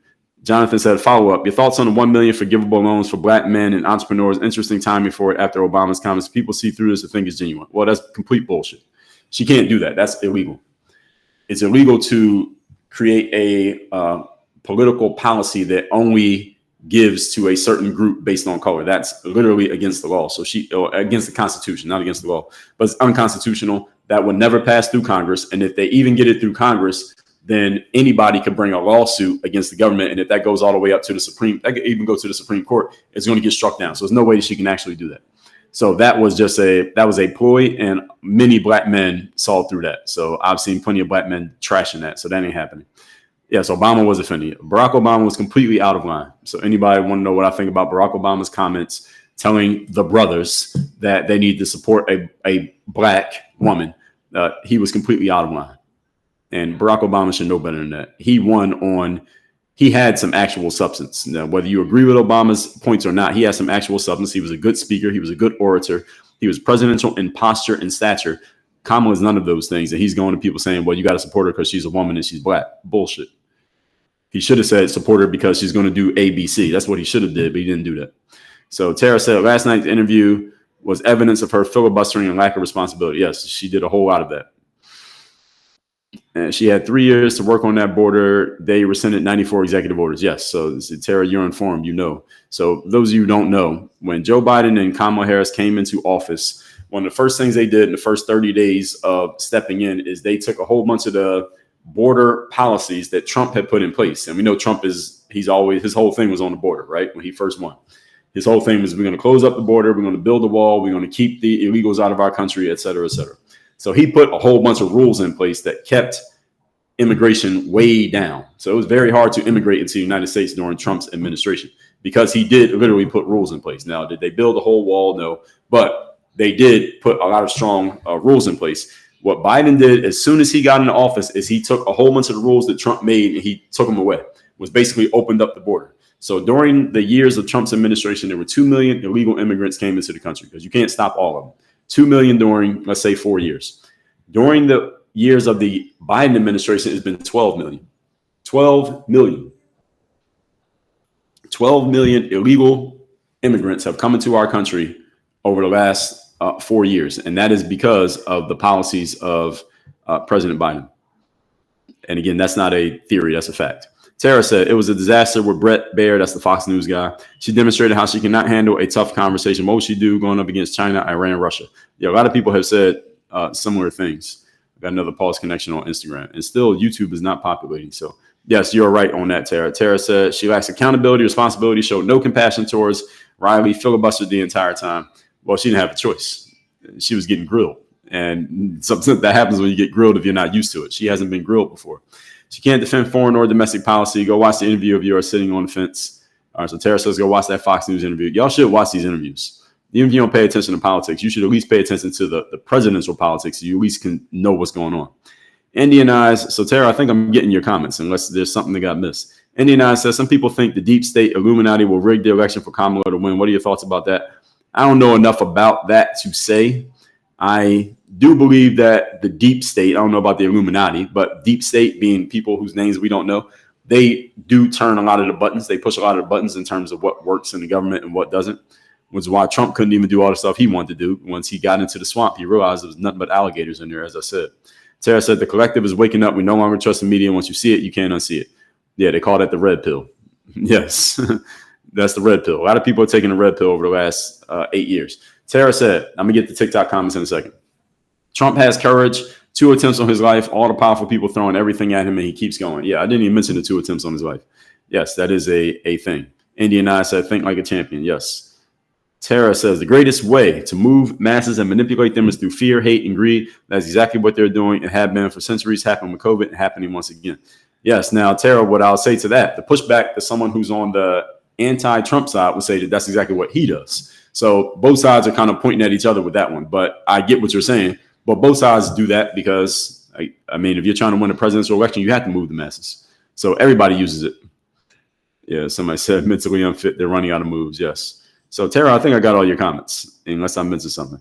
Ahmad Rich says, recently you mentioned a lack of journalism reporting on truth. What are some of the main sources you look to for information, and how have you deciphered through portrayed framing? That's a great question. One of the best shows that I like listening to, I listen to several, because if I see someone talking about it, I was just watching, after I watched the Kamala interview on Fox, what came up on YouTube as a suggested video was some show in Australia where they were talking about the interview. I never heard of the show, don't know the people, but I listened to what they were saying just to hear their commentary on it. So one thing, Ahmad, to answer your question, and for everybody, is you should listen to multiple people talking about the same topic so you can kind of find the angles that people are using. And what you're going to find is you're going to start finding similarities. You'll start hearing the same things over and over again. So that's one thing.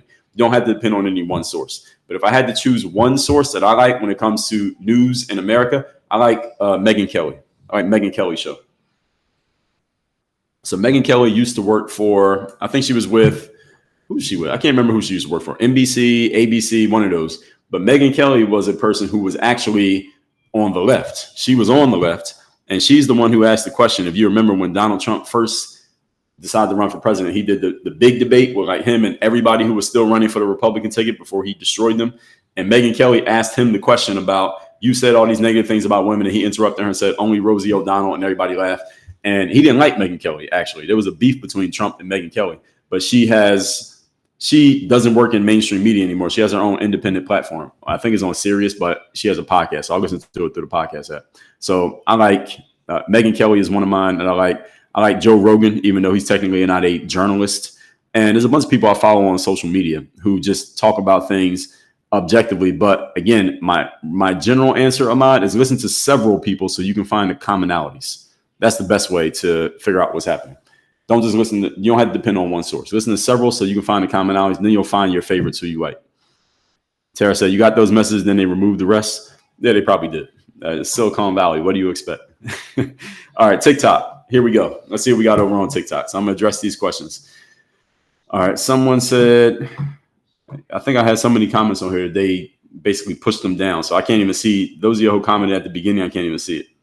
All right, so Real JRM says, Hillary moment was basket of deplorables. Yes, I remember that. Yes, I remember that basket of deplorables. Someone said, I believe the guy that predicted the last 9 presidents before you. Okay, fine. Go ahead, believe him. We are 11 million people short in agriculture. We need them. That's what some say. But I think if there were no illegals, then they would still figure out how to hire people. Giddy Knoll said, you are not speaking truth. On what subject? Let's see. Eddie said, closing border does not mean people will be better. You need work ethics. Well, that's a non sequitur, Eddie. Closing the border means you're enforcing your laws. Every country has a border for a reason, because if you don't have a border, you don't have a country. Just like if you have rules that you don't enforce, they're not rules. So a border makes a country a country. The reason why you have United States here and Mexico here is because of the border.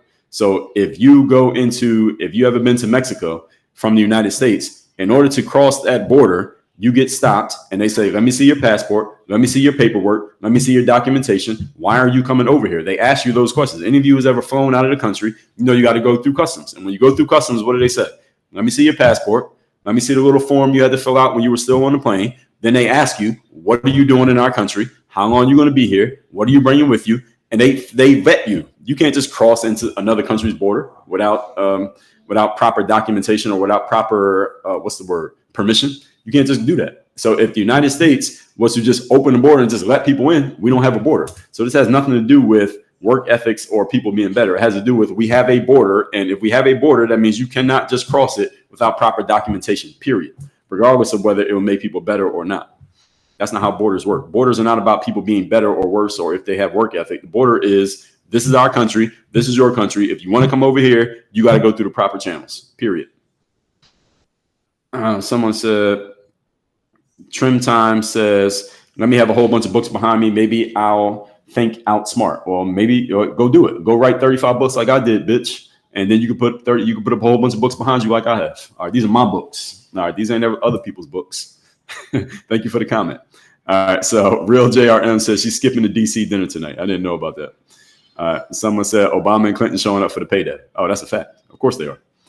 They ain't got nothing else to do. Jackie Morton says, much education as you think you have, you are wrong. You are wrong. What will Trump going to do for a black man? Well, nothing in my point said anything about what he's going to do for a black man. So let me help you out here, Jackie. What Trump's going to do for a black man, I don't need Trump to do anything for me. Just like I don't need Kamala to do anything for me. I need the government to get out of my way. Our job of the government is to stay out of the way. Job of the government is not to do things for you. So your framing is incorrect. So many voters tend to have this mindset, and a lot of black people are saying this. So those of you who are not black, you may have heard this. What's Trump going to do for black people? I don't need Trump to do anything for me. I need Trump to get out the way. And I don't need Kamala to do anything for me. I need Kamala to get out the way. The job of the government is not to do stuff for you. The job of the government is to get out of the way and not interfere with what you're doing.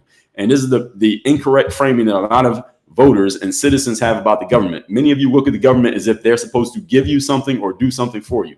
Job of the government is to do nothing and stay out of your way, stay out of your business, and let you do what you want to do while they enforce the laws that we have on the books, such as not letting people into the country who are undocumented, such as not letting men play in women's sports. Those are the kind of things that the government is supposed to do. They're not supposed to do anything. So I don't need the government to give me anything or do anything. As a matter of fact, if I don't have to give them anything, that'd be even better. If I could save all my tax dollars and keep them in my pocket, that'd be even better. So what are they going to do for you is a false question. Thank you for asking. So E. Boto said, you're being untruthful. Name the policies that Biden removed. Joe Biden removed by executive order nearly all of the executive orders and policies that Trump put in place when it came to protecting the border. And you can look that up on your own time, but that is not untruthful. That is an absolute fact. Now, if you don't want to believe it, that's a different story. But what you believe and what's actually true are two different things. And what you believe really doesn't matter when we know that it's true. Someone said this always happens when a new president comes into office. Yes, of course it always happens. The issue is what things did he knock down and what affected that thing happen. It's not a matter of does it always happen. It's a matter of what did you take away and what affected that thing have, because it's hurting them now. Someone said coaching people on how to make money when I don't know who he's referring to, because we ain't even talking about money in this stream. CG said you're going to ignore the bill that was killed by Trump. The border bill? Okay, let's talk about the border bill. I'm glad you brought that up. So here's the border bill. So any of you hear Kamala talking about this, right?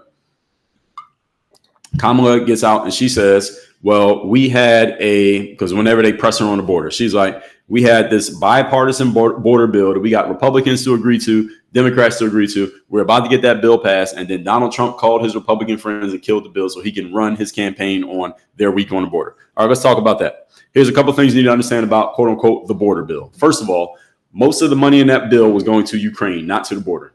All right, that's the first thing. And so any of you who doesn't know that, go look it up. These bills, anything that Congress has passed, the entire bill, every single word of it is public record, because remember, politicians work for us. We do not work for them. So number one, go look up the bill and you can see, go put it in the chat GPT and ask chat GPT, where's the money going in this bill? And it will tell you Ukraine got the majority of that money, not the border. That's number one. And this is the reason why it didn't pass. Number two, that border bill didn't come out to the summer of 2024. Biden and Harris have been in administration since 2021. Why did they wait 3 years to try to create a bill to secure the border? Why didn't they do it before that? Because they wanted the border to be open. They wanted to open the border. All right. The problem is Harris and Biden cannot come out and admit that, because they look bad if they were to admit it. They know that's what they were trying to do. That's why they did it. They didn't do it by accident. The border was not opened by accident. They opened the border on purpose because they wanted to bring in these illegals. And over time, this is a long-term Democratic strategy. They're going to get those people fast-tracked into citizenship to where they can legally vote, and they're going to vote Democrat for the rest of their lives because the Democrat majority to keep winning elections. That's the long game. It's not just about this year. It's not just about Trump or Harris or Biden. This is about 3 elections from now. They're going to be so many Democrats, and they're putting them in the swing states where it's usually close, and that's where they're going to start dominating, and they're just going to win every election because they have all these people voting Democrat because, hey, the Democrats are the ones who let me come into the country and gave me $25,000 and gave me a EBT card and gave me a phone and let me get a job, and they gave me an apartment to live in, and they gave me $25,000 for my first house, and now I'm just going to vote Democrat the rest of my life. Look how they set me up. Why would I not vote Democrat? That's the long game. All right, so the border bill, all right, that's your answer to that question. All right, so that's how the border bill that got killed by Trump, allegedly. Okay.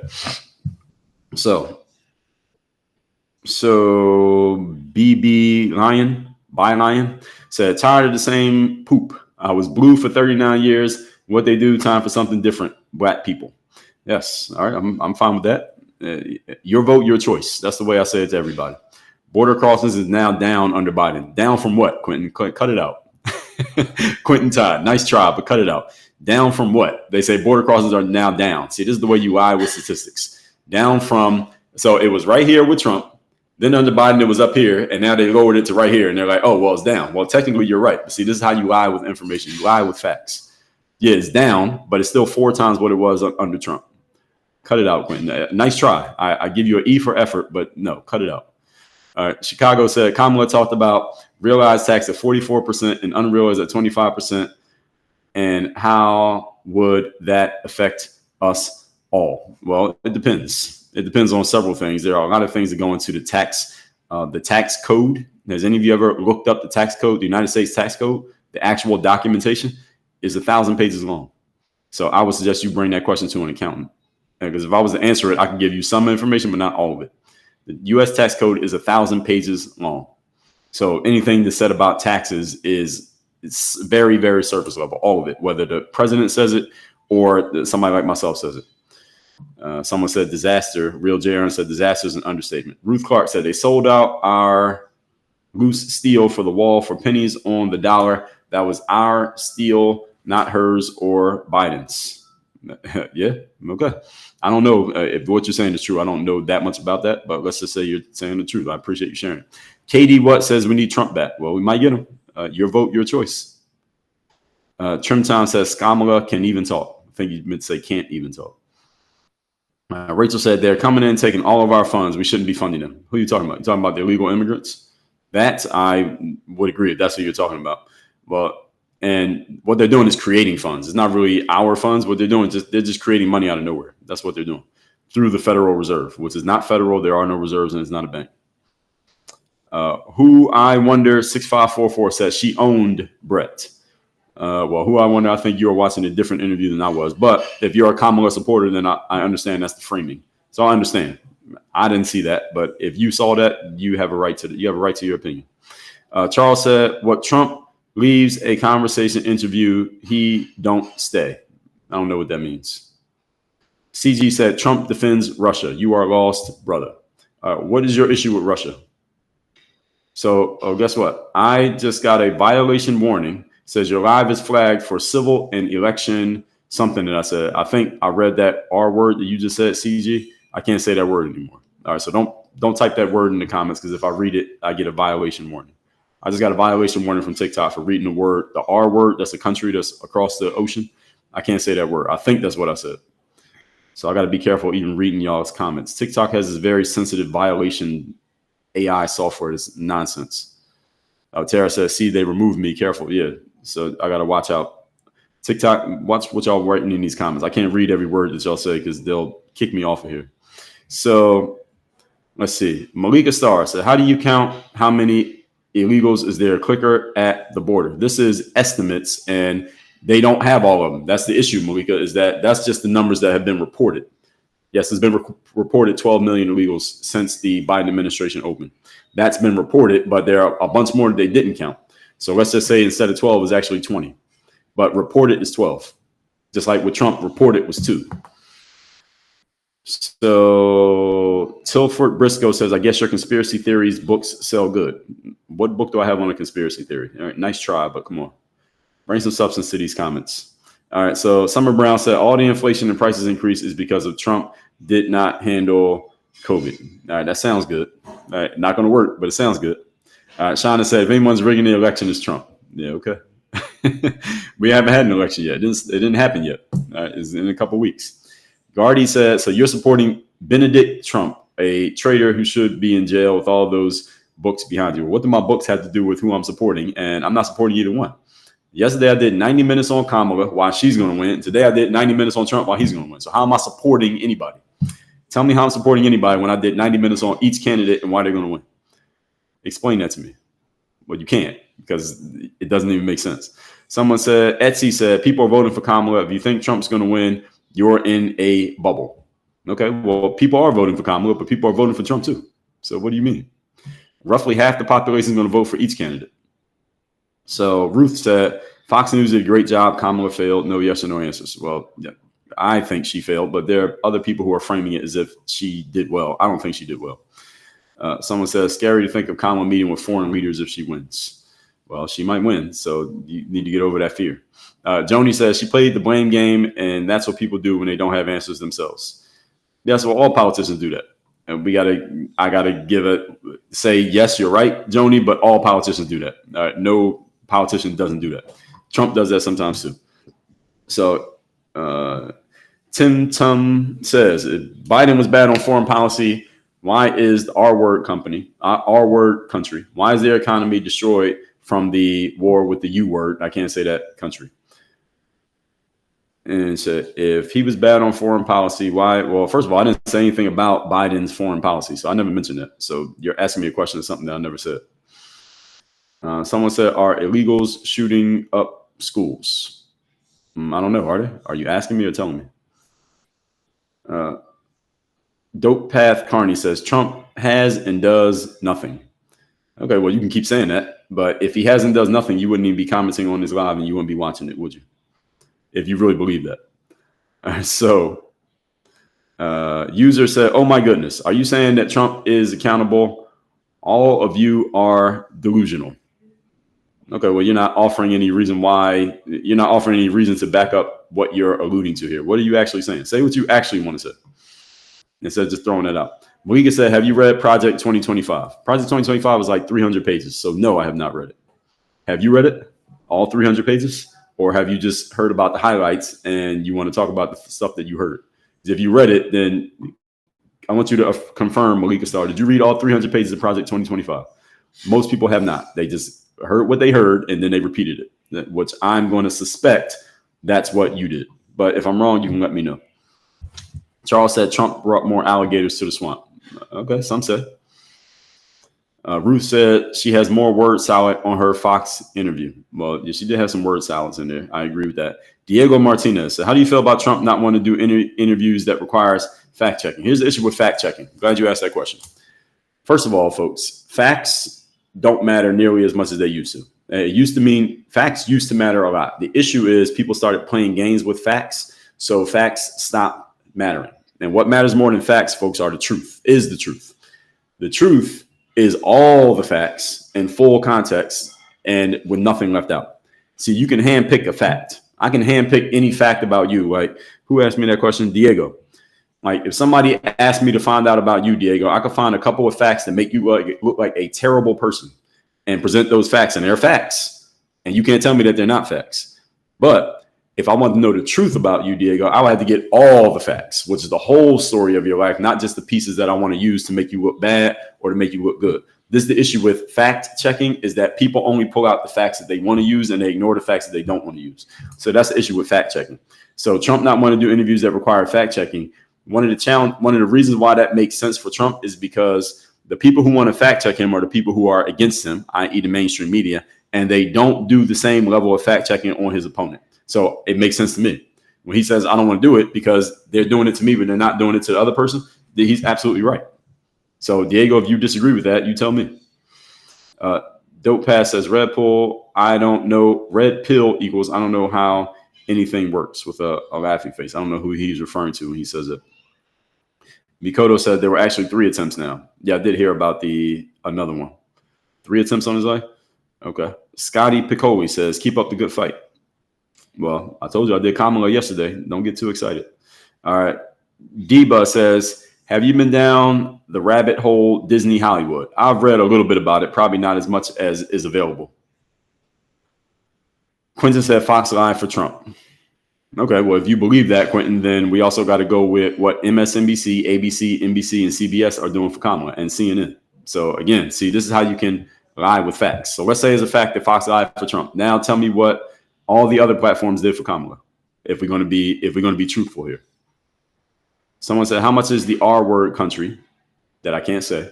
How much are they paying me to spread misinformation? If they're paying me, please show me the money. Please tell me where to collect the money because I ain't got it. All right, so wherever that is, tell me. Let's see.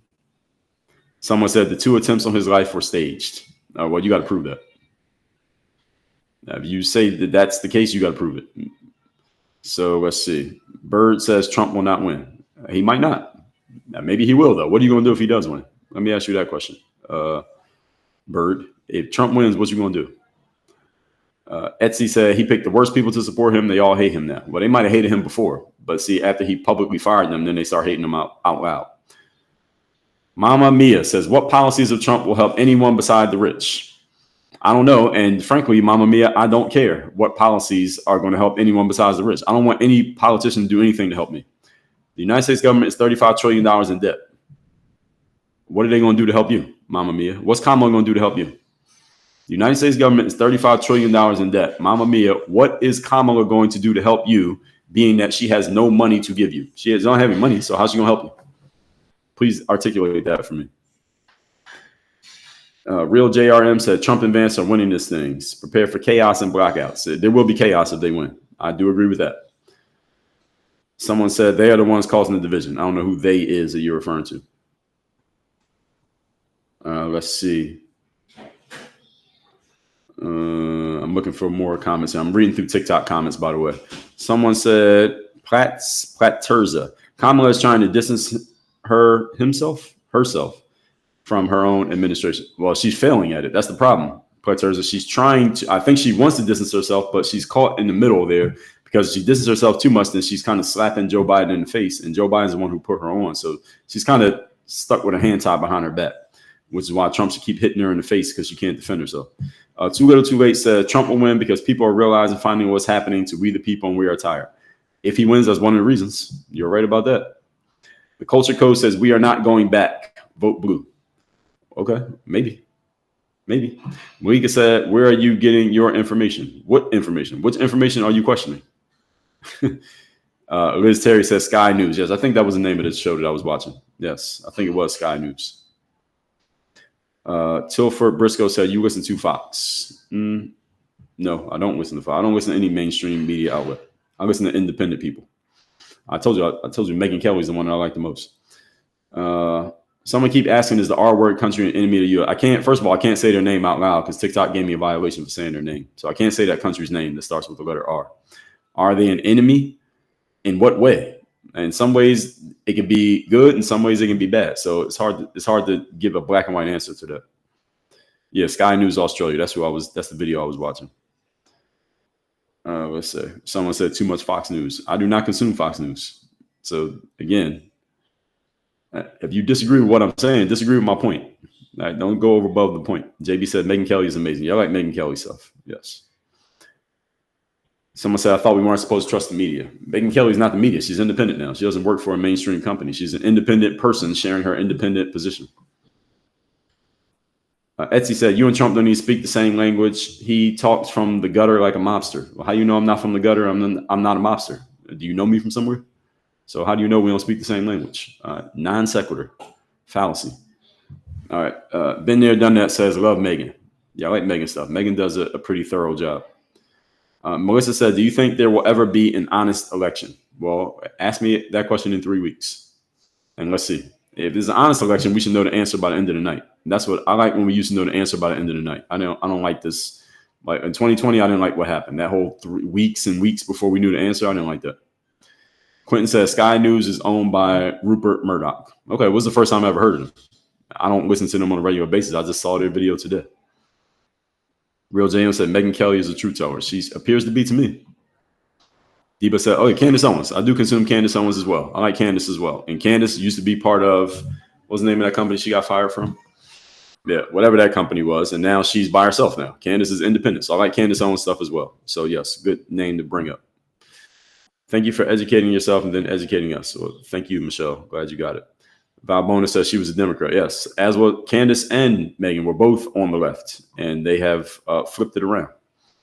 Megyn Kelly insulted by Trump. Yeah, she was heavily insulted by Trump. After that debate, the first debate, the Republican debate, when it was Trump and like 8 other people, they were all in there at the same time. And Megyn Kelly was grilling Trump. She was asking him some tough questions, and he didn't like the tough questions. And he started bashing Megyn Kelly on social media. And then Trump's fans started bashing Megyn Kelly. All of that was happening a lot. That was in 2015. Look it up on YouTube. And Megyn Kelly has told that story multiple times. But they got over it. They're cool now. But Megyn Kelly tends to be kind of straight down the middle. I know she has said that she's going to vote for Trump this election, but she is still a journalist. She has journalistic integrity. At least it appears she does to me. So any of you disagree, tell me why, if you don't think so. Jules said, thank you for speaking so much truth.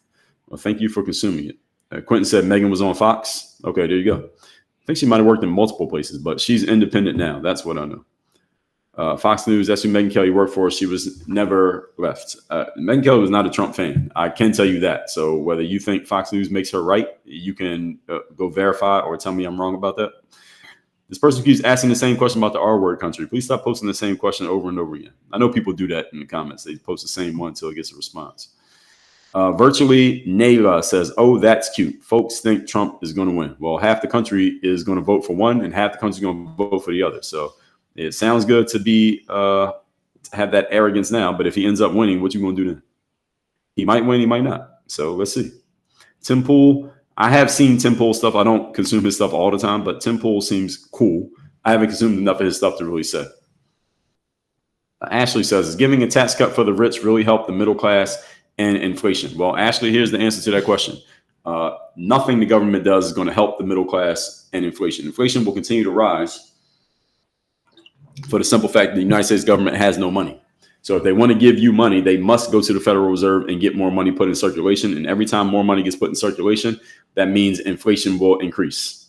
So whether the rich get a tax cut or not, inflation will continue to go up. In other words, the cost of living life is always going to go up. It's never going to go down. The only way it could possibly go down is if our entire governmental structure falls apart, which means there's going to be chaos. There's going to be bedlam in the streets. And those of you who don't know how to physically fight or use a gun, you're going to get taken advantage of. So unless you want that to happen, inflation will continue to happen. So you pick your poison.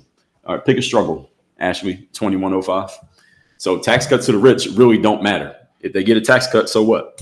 If they don't get a tax cut, so what? If you're middle class, there will be no middle class, Ashley. The middle class ain't getting help. The middle class is getting destroyed. It is going away. It will not exist. 10, 15, 20 years from now, maybe sooner, there will be poor people and there'll be rich people. That's it. There will be no middle class. Why? I just told you why. And the only way that won't happen is if we have the whole situation just falls apart and our whole government falls apart. And again, that's when the hoodlums from the hood in whatever town you live in, the people you stay away from, they're going to come to your neighborhood to take everything you got unless you got a gun or you know how to fight. Because there won't be any police because they ain't getting paid no more. All right, you don't want that. So I think you should be happy with inflation because it ain't going nowhere. So Tara said, Megyn and Candace Owens will make a great team, real journalism. Yes, I like both of them. So let's see. I lost my spot here. So I'm just pick up where I'm at because we got too many comments in here for me to respond to all of these. Let's see. You will win and we all will win with him. I guess you're talking about Trump. Who am I voting for? Myself. I said that yesterday. So I didn't just make that answer up. So Ganja said, educating us, he is pushing you to one side. Ganja do wow. Yesterday, I did the exact same length of time telling you why Kamala was going to win. I did this exact same thing in the opposite from the opposite position. So I'm not pushing you to either side. Yesterday, I did Kamala. Today, I did Trump. Go fact check that. All right, y'all want to talk about fact checking? All right, fact check what I did yesterday and then come back and tell me what I'm doing. Jennifer said, yes, he will win. Who won the 2020 election? Joe Biden. All right, so you're on the side of old racists. Just look at the RNC. How am I on your side? How? As I just said, yesterday I did 90 minutes on Kamala. So how am I on the side of the RNC? Same thing people are saying about I'm on Trump's side today. They were saying I was on Kamala's side yesterday. This is the issue with human beings, is that many people don't have the ability to think logically. Many of you are way too emotional on this political thing. The government is not here to help you. Let me help all of you out. The government ain't going to do anything for you. They only take from you. What's the government ever given you? Nothing. If you just add it up on a balance sheet, all the money you've given the government and all the money the government has given you, you are in the red, or the government's in the red with you. They've taken way more than they've given you. Government hasn't given you anything. Y'all get way too excited about this stuff. I don't mind having an opinion. I got an opinion.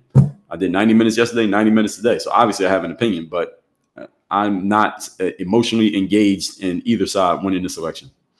Carolyn said Trump is going to lose. You thought he would beat Biden, but look what happened, same results. Well, Trump's been in 2 elections that we know the outcome of. He won once and he lost once. So, I mean, what are you really saying here, Carolyn? He has a 1-1 record. So it's a 50-50 outcome. This is the one that's going to be the tiebreaker, this one this year.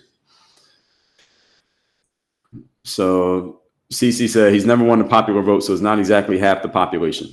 Well, I'm saying of the voting population is about 150 million people. It's been close enough that it's roughly half. So you get my point. I think you understand what I'm saying directionally. All right, let's not cheapen the conversation here. Okay, so someone said Kelly was a conservative, but a never Trumper. All right, fair enough. Let's see. Someone said, I think he wins in a landslide. I think everybody wants their candidate to win in a landslide, but we got to see. I got a question. What about this guy that has predicted the last presidencies? What do you think? Well, who is this guy? I don't know who you're talking about. I don't know who this guy is, and why do I care what he predicted? You only got to be wrong once. Someone said I was better off the years before 2020. That's what some said. Someone said, so answer the question. Snoop comments, your reaction. I don't, Snoop who? Snoop Dogg, the rapper? What comments? I didn't hear anything Snoop said, and I don't have a reaction because I don't know what he said. So Willie Lump, I don't know what you're referring to. Let's see. Middle class can only help itself. It's the only way out of the hole. That is correct. So any of you who is middle class, you consider yourself middle class, I'm letting you know, I'm not the first person to say this. The middle class is going away. So if you are in the middle class, you have 2 options. You can either get into the upper class by producing more value and making more money, or you will become poor. There will be no middle class. Inflation will see to that. There will be no middle class. Everybody got it? Okay. Somebody said, take your books and throw them out. LOL. All right. Someone said there was not a Dem primary. Yeah, I know. Someone said you're free to leave when Kamala is your president. I wouldn't leave if Kamala became president. My success will continue on an upward trajectory regardless of who the president is. If Michelle Obama jumps in tomorrow and she wins, my success will continue. If Joe Biden was still in, my success will continue. If Trump wins, my success will continue. If a ham sandwich gets elected president, my success will continue. I'm not dependent on the government. So if those of y'all who are in this, well, you can leave if this person wins, and ain't nobody going nowhere. Ain't none of y'all going anywhere. None of you's leaving the country. Doesn't matter who wins. All right. You are responsible for you. Your house is more important than the White House. I'm going to do a whole live on that. It's clear that some of you need to hear it. All right. Someone said, that's not true. I don't know what she's referring to. I would encourage y'all to do your own research. Well, the issue with doing your own research is that you can pick your sources. So someone could do their research and still come up with a different conclusion than you. Monique Kelly Sia. Just because someone does research does not mean they're going to come to the same conclusion that you came to. See, that's the issue with that phrase. People throw that phrase out there like it means people are going to come to the same conclusion that you have. No, it doesn't mean that. I could do research in one book, you could do research in another book, and we have complete opposite opinions. So which one of us is right and which one of us is wrong? Neither one. So I got to be careful with these phrases y'all throw out there that don't actually mean anything. Doing your own research doesn't mean anything.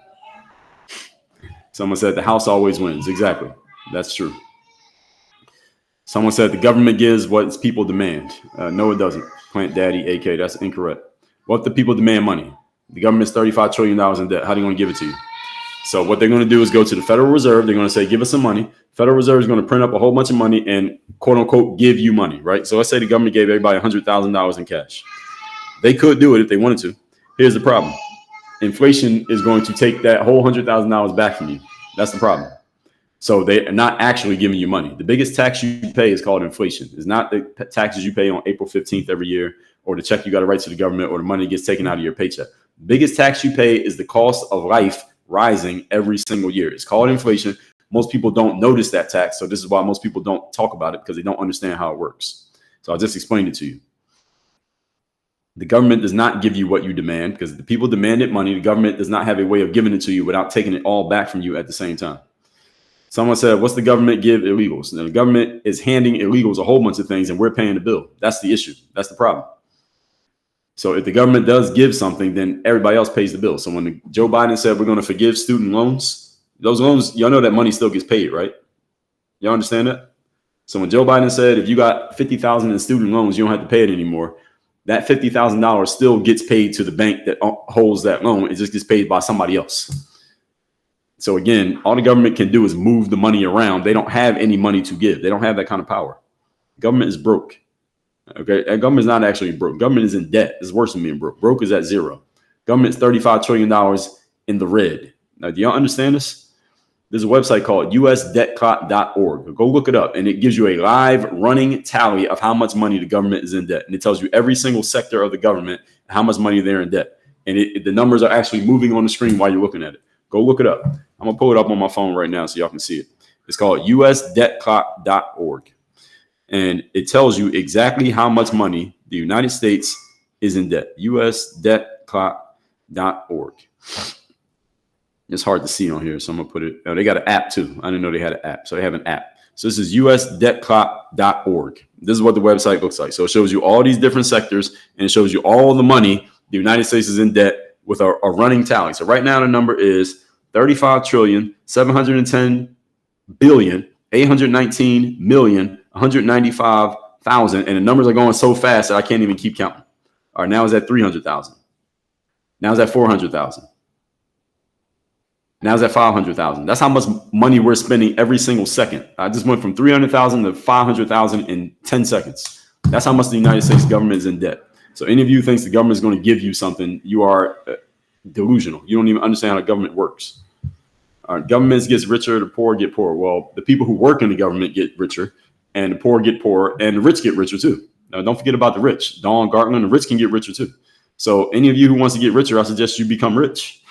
All right, otherwise you're going to get left out. Lisa says how to rewatch the live.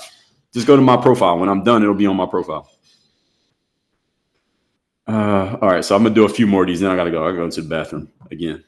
All right, you see the truth on both sides. It says you're voting for yourself. Let's all vote for you. All right, everybody vote for me. Write me in on your ballots and vote for me. I don't know if I'm gonna get enough votes to win though. And I mean, it's 390 something people watching this live right now. I don't know if that's enough to win. I think they got me. So I'm like, corporate welfare is taken away from our people. That's part of it. Absolutely. Scott said, think logically. And now you said the government haven't given people anything. That's correct. I did say both of those things. The government does not give people anything. The government's job is to protect what you have, not to give you anything. What's the government qualified to give you? Name something. Someone said, no, it didn't change the outcome, but we know he did not get 81 million votes more than Obama. Some say that. I get it. Someone said he's the oldest candidate ever. Okay, so what does that mean? Somebody got to be the oldest candidate ever. Who do I think is really running the country right now? I think it's a group of people. I don't think it's one person. Someone said Kamala is breaking records. Well, which records? Yeah, she might be breaking records. Which ones? So everyone he supports loses. Will Pep said. I don't think that's true. I don't think that's true. Someone said that he won it in 2020, but they stole it. Some say that. Someone said, can you go and battle with a guy called Zeus? I don't know what that's referring to. I don't know what you're talking about. All right, I'm going to do a couple more comments, then I got to go. All right. Texas had broken records for new registered voters. All right, great. Who are they going to vote for is the question, not whether they're voting, but who they're voting for. That's what really matters. Someone says, just look at his rallies and Harris rallies. It's not rocket science. What's not rocket science? Rallies do not determine outcomes. Determines outcomes is voting. So that's like looking at the social media stats and comparing it to receipts from sales. Social media stats don't equal sales. just like rallies don't equal votes. So that's a non sequitur. Someone said, I am independent and respect the host. Is the host me? I appreciate that. Lawrence Riggs, 525. Appreciate that. Lifestyle said, thank you for being a Trump supporter. I will make sure to remember you. Am I a Trump supporter? I did 90 minutes on Kamala yesterday, so don't speak too soon. Someone said, why are men worried about abortion? Well, EJG Southern, how do women get pregnant? I think that a man should be worried about a baby getting aborted that is his baby. Wouldn't you? If you get a woman pregnant and she's about to have an abortion, would you be worried about it? I would be. That's my baby. Let's see. Someone says up to the electoral colleges. Yes. Sorry, I didn't know his name, but it's been all over the news saying Kamala is going to win. Well, yeah, and there's other news that say Kamala's going to lose. The comment right after you says Harris is going to lose. So who knows? Who knows? Someone said Professor Alan Lichtman. I've never heard of that guy. I don't know who he is and don't know what he said. So I can't say anything about him because I don't know who he is. All right, I got like 2 minutes before I must go to the bathroom. I've been doing 2 hours on this. All right, so nice suit, unfortunate political positions. LOL. All right, I'll take that. I'll take that as a compliment. All right. LOLs said, I can't wait to come back to you with crying faces. Okay, come back to me. Make sure you go watch the live I did yesterday before you draw a conclusion. Because yesterday I told you why Kamala is going to win. Today I told you why Trump's going to win. So what you going to come back to me on? I was wrong on which one?